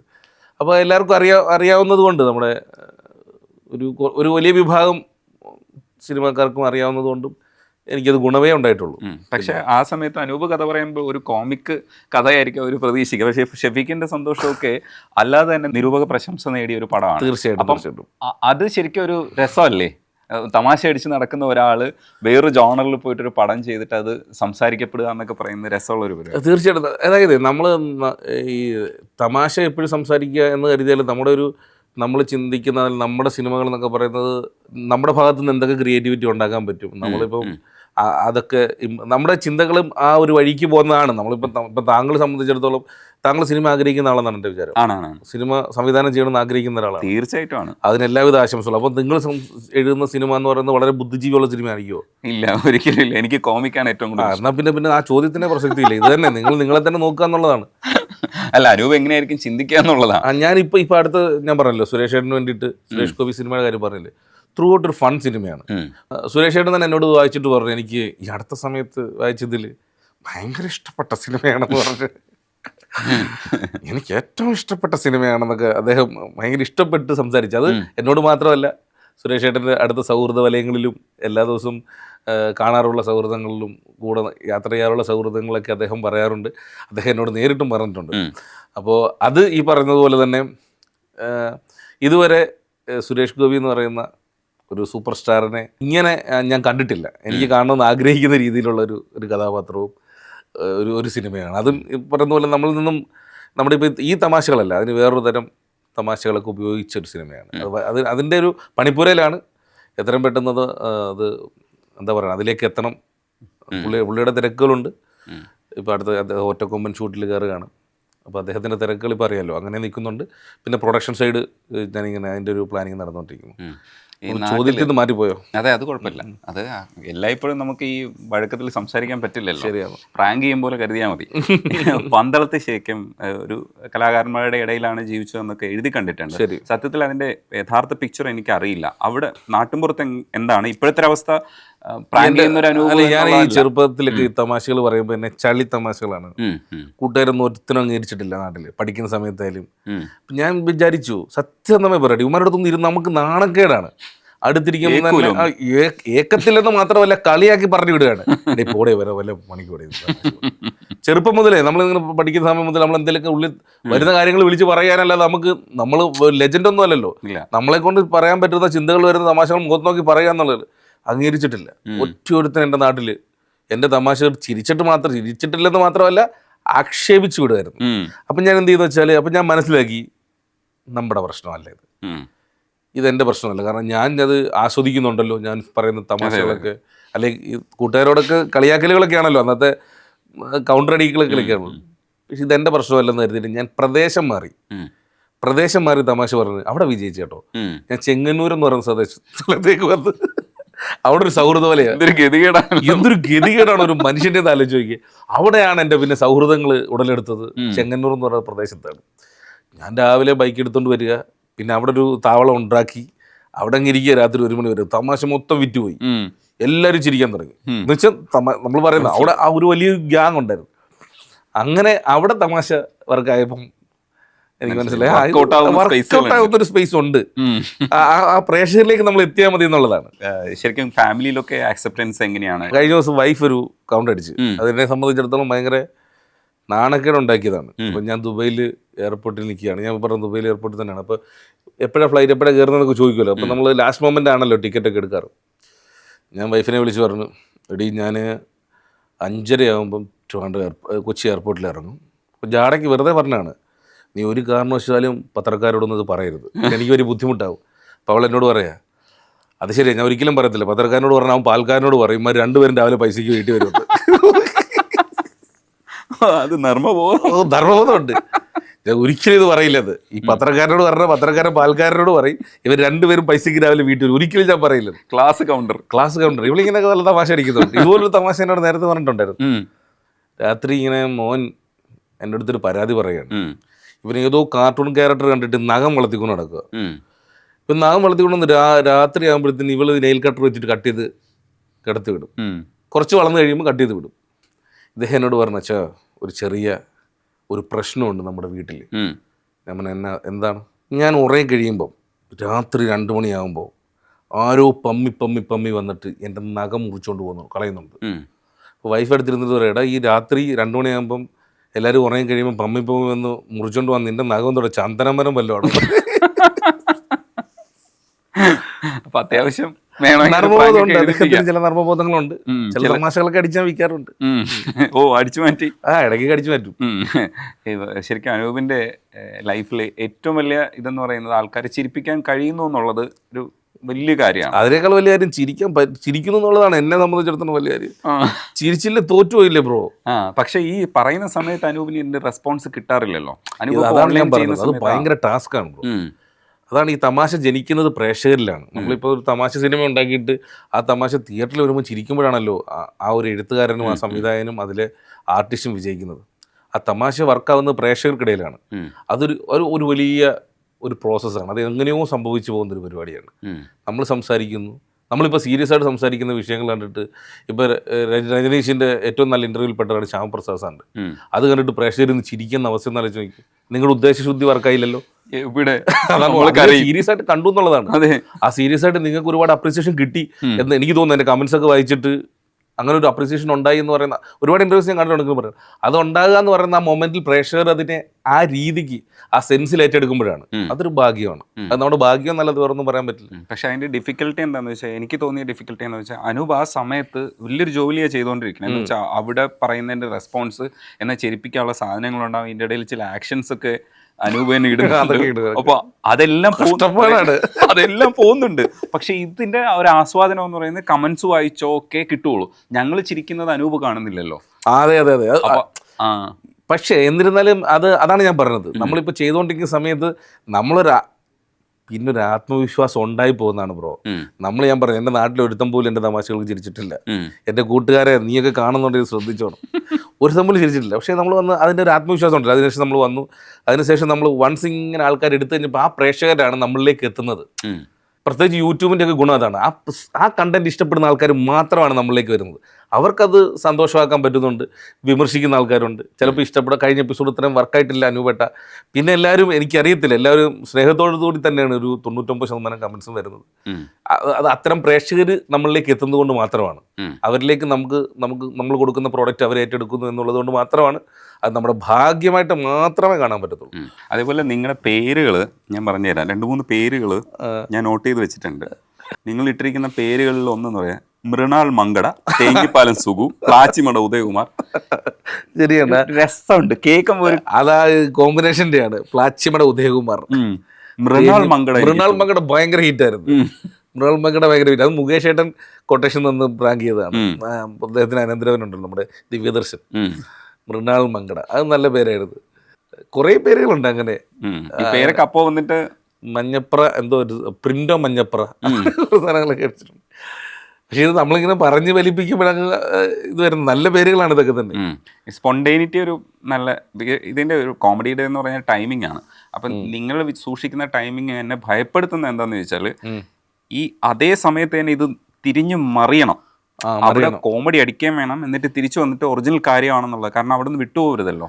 ഇത് സത്യമാണ്. കാരണം വെച്ചാൽ എന്നെ ഈ ഷംന കാസിമിന്റെ ഒരു എപ്പിസോഡ് ചെയ്തപ്പോൾ എന്നെ പൊക്കി. കാരണം വെച്ചാൽ ഷംന കാസിമിന്റെ അടിയിൽ അത് അന്ന് ഫോസിലുകളെ കുറിച്ച് പഠനം നടത്തുന്ന ഒരു ഫാസിലാണ് വിളിക്കുന്നത്. അപ്പോൾ അവർ അവിടെ 2 മുജീബിൻ രമ്യ എന്ന് പറയുന്ന 2 ദിനോസറിന്റെ ഫോസിലുകൾ ഇവരുടെ വീടിൻ്റെ അടിയിലുണ്ട്. പുതിയ വീട് പണിതേ ഉള്ളൂ ഷംന. അപ്പോൾ അത് പൊളിച്ചെടുത്തിട്ട് വേണം നമ്മുടെ സാധനം എടുക്കാൻ, പുരാവസ്തു ഗവേഷണ ഇത് വിളിക്കുകയാണെന്നൊക്കെ പറഞ്ഞ്. അപ്പോൾ ഇവള് പൊക്കി, ഷംന പൊക്കി. ഞാനന്ന് മനസ്സിലായി അത് പൊളിഞ്ഞ്. അപ്പം പിന്നെ എൻ്റെ ശബ്ദം എന്തൊക്കെയോ വർക്കായില്ല, സംഭവം പൊളിഞ്ഞ്. അപ്പോൾ ഇത് വിട്ട് കഴിഞ്ഞപ്പോൾ മനോരമയിൽ എൻ്റെ ഒരു ഫ്രണ്ടാണ്, മലയാള മനോരമയിൽ. അപ്പം അദ്ദേഹം എന്നെ വിളിച്ചിട്ട് പറഞ്ഞു, അനൂപേ ഇത് സംഭവം എന്ന് വെച്ചാൽ ഈ നമ്മൾ ബാലരമയുടെ രാജുവിൻ്റെ രാധയുടെയും കഥ വായിക്കുമ്പോൾ എല്ലാ കഥകളിലും മായാവിയെ കുപ്പിയിലാക്കുകയും മായാവി അതിൽ നിന്ന് എങ്ങനെയാണ് രക്ഷപ്പെട്ടു പോകുന്നത് കാണാൻ കൗതുകമാണ് നമ്മുടെ. എല്ലാ കഥകളിലും അറിയാം മായാവി കുപ്പിയിലാവും, പക്ഷെ അവിടെ നിന്ന് എങ്ങനെ രക്ഷപ്പെട്ടു പോകും. അതുപോലെ ഞങ്ങൾ ഈ ഒരു ഷോ ഫോളോ ചെയ്യുന്നത് അനൂപ് അതിൽ നിന്ന് പൊക്കിയാൽ എങ്ങനെയാണ് വെളിയിൽ പോകുന്നത്, അത് ഇപ്രാവശ്യം പൊളിഞ്ഞു, പിന്നെ ശ്രദ്ധിക്കണം അതിൽ നിന്ന് എങ്ങനെ വിദഗ്ധമായിട്ട് മുന്നോട്ട് പോകാൻ പറ്റും എന്നുള്ളത്. അതൊരു ഒരു പാഠമായിരുന്നു. അതിനെക്കുറിച്ച് പറഞ്ഞപ്പോൾ ഞാൻ കൂടുതൽ ശ്രദ്ധിച്ചാൽ ഇങ്ങനെയൊക്കെ ആൾക്കാർ, അതും ഒരു നല്ല പൊസിഷനിലിരിക്കുന്ന ഒരു സുഹൃത്താണ്. അദ്ദേഹം പറഞ്ഞപ്പോൾ എനിക്ക് ശ്രദ്ധിച്ചു ഞാൻ, അത് ശരിയാണല്ലോ, അങ്ങനെയുണ്ടോ, അങ്ങനെയും കാണുന്നുണ്ടോ എന്ന് ചോദിക്കും. MG ശ്രീകുമാരേട്ടൻ്റെ ഒരു എപ്പിസോഡ് ഇതുപോലെ തന്നെ എന്നെ ട്രോൾ ചെയ്തിട്ടുണ്ട് ഇഷ്ടം പോലെ. ഈ അടുത്ത സമയത്ത് ഭീമൻ രഘുചേട്ടൻ്റെ ഒരു എപ്പിസോഡ്. അല്ല പക്ഷെ അത് നല്ല ആ എപ്പിസോഡ് വിജയിച്ച്. അങ്ങനെ ഈ ഭീമൻ രഘുചേട്ടൻ്റെ എപ്പിസോഡ് കണ്ടുകൊണ്ടിരിക്കുന്ന സമയത്ത് ഞാൻ വിചാരിക്കുന്നുണ്ടെന്ന് ഇത് എന്നിട്ടും മനസ്സിലാവണില്ലേ എന്നുള്ള ഒരു സാധനം ഇല്ലേ. ഈ കംഫർട്ട് സോണിലാണ് ബ്രോ. നമ്മളിപ്പം നമ്മൾ രണ്ട് റൂമിൽ ഇരുന്ന് സംസാരിക്കുന്നു, നമ്മൾ പല കാര്യങ്ങൾ സംസാരിച്ചില്ലേ, ഇതിൻ്റെ ഇടയ്ക്ക് നിങ്ങൾ ഏറ്റവും പ്രിയപ്പെട്ട ഒരാൾ പറയുകയാണ്, ഈ നിങ്ങളുടെ സ്ഥാപനത്തിൻ്റെ MD പറയുകയാണ്, രജനീഷ് എൻ്റെ ഒരു ഫ്രണ്ട് വിളിക്കും ഒന്ന് സംസാരിക്കണമെന്ന് പറയാം, അയാൾ ദുബൈയിൽ എന്തോ ഒരു ആക്രിക്കട നടത്തുന്നതാണ്, എന്തോ സംശയം ചോദിക്കാൻ വേണ്ടി വിളിക്കുകയാണെന്ന് പറയുകയാണ്.